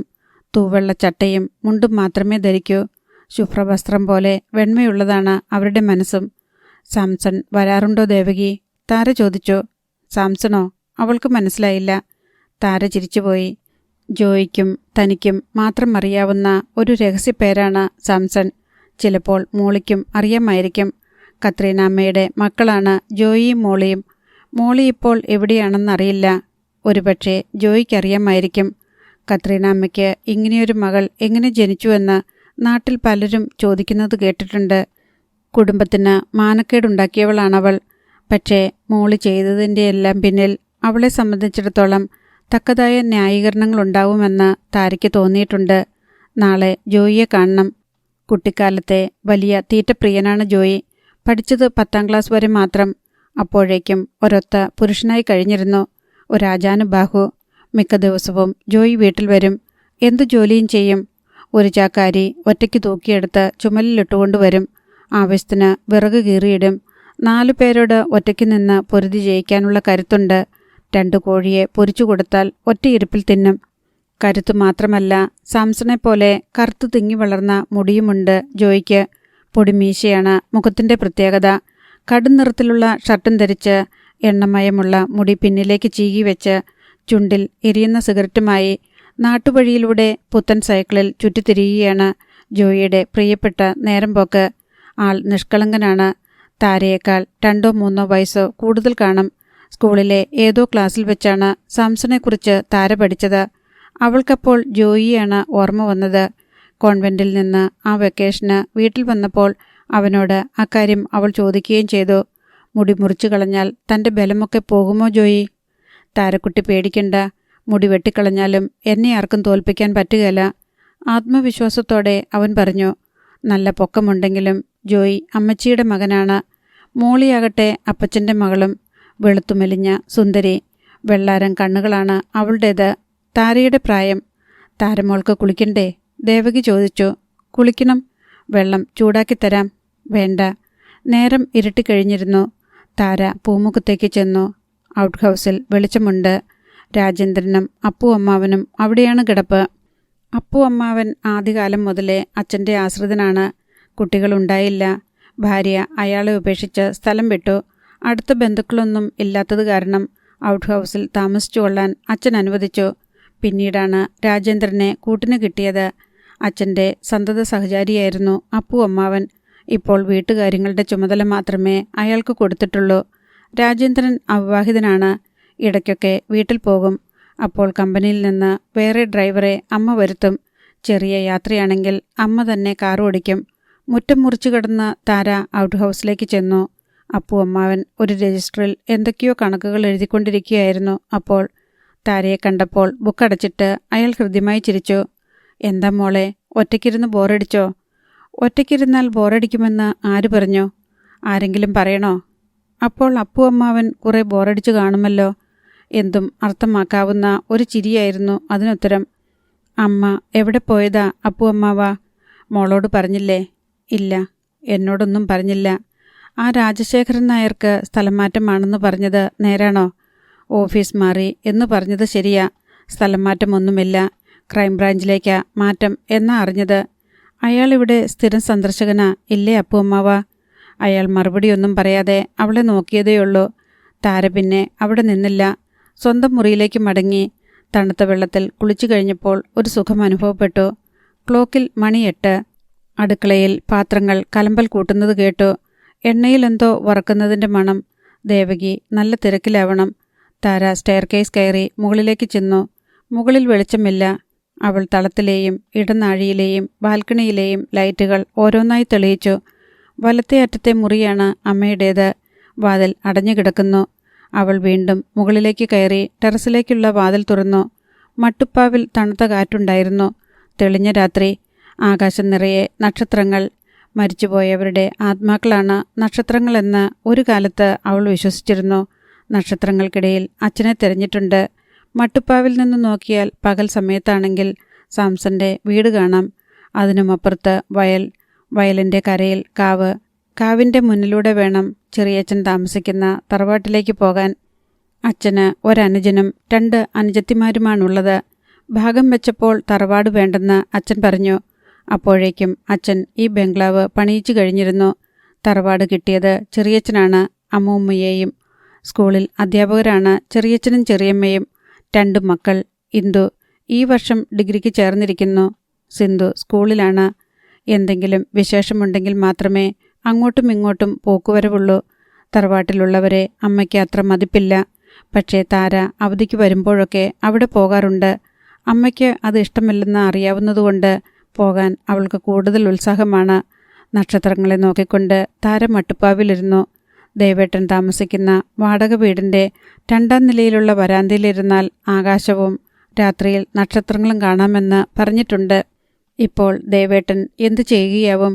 ഈസി ചെയറിലിരുന്ന് ആകാശം കാണുകയായിരിക്കുമോ? എങ്കിൽ ഒരേ നക്ഷത്രങ്ങളെയാവുമല്ലോ ഞങ്ങൾ കാണുന്നത്. പിന്നിൽ കാൽപെരുമാറ്റം കേട്ടപ്പോൾ താര തിരിഞ്ഞു നോക്കി. ദേവകിയാണ്. താരമോളെ, ഞാൻ എവിടെയെല്ലാം നോക്കി. കാണാഞ്ഞ് പേടിച്ചു പോയി കേട്ടോ. ഒറ്റയ്ക്കിരുന്ന് എന്തെടുക്കുക? ഞാൻ നക്ഷത്രങ്ങൾ കാണുകയെ ദേവിക റാണി. അവൾ ചിരിച്ചു. വിശക്കുന്നെങ്കിൽ വാ, ചോറ് തരാം. അമ്മ വന്നോ? ഇല്ല. വരട്ടെ, പിന്നെ മതി. എങ്കിൽ ഞാൻ പോവാ. മേലാകെ വിയർപ്പ്, ഒന്ന് കുളിക്കണം. പോയിക്കോളൂ, ഞാൻ വന്നേക്കാം. ദേവകി പോയി. അല്പനേരം കഴിഞ്ഞപ്പോൾ താര താഴേക്കിറങ്ങി. കൗസല്യദേവിയുടെ മുറിയിലേക്കാണ് ചെന്നത്. ഉള്ളിൽ വെളിച്ചമില്ല. അമ്മ വന്നിട്ടില്ല. അവൾ വാതിലിൻ്റെ ഹാൻഡിലിൽ പിടിച്ചു തിരിച്ചു. മുറി പൂട്ടിയിരുന്നില്ല. അവൾ ലൈറ്റിട്ട് നോക്കി. ചിട്ടയുള്ളതാണ് അമ്മയുടെ മുറി. എല്ലാം അതതിൻ്റെ സ്ഥാനത്ത്. ഒരു കർച്ചീഫ് പോലും അലസമായി ഇടുകയില്ല. അമ്മയുടെ മുറിയിൽ എപ്പോഴും ഒരു സുഗന്ധവുമുണ്ട്. തിരിച്ചു പോരാൻ തുടങ്ങുമ്പോഴാണ് ഇരട്ടക്കട്ടിലിൻ്റെ കാൽക്കൽ വെളുത്ത് ചോക്കുകഷ്ണം പോലെ എന്തോ കിടക്കുന്നത് താര കണ്ടത്. അവൾ അതെടുത്തു നോക്കി. ഒരു സിഗരറ്റ് കുറ്റിയായിരുന്നു അത്. അടുത്ത ഭാഗം നാളെ.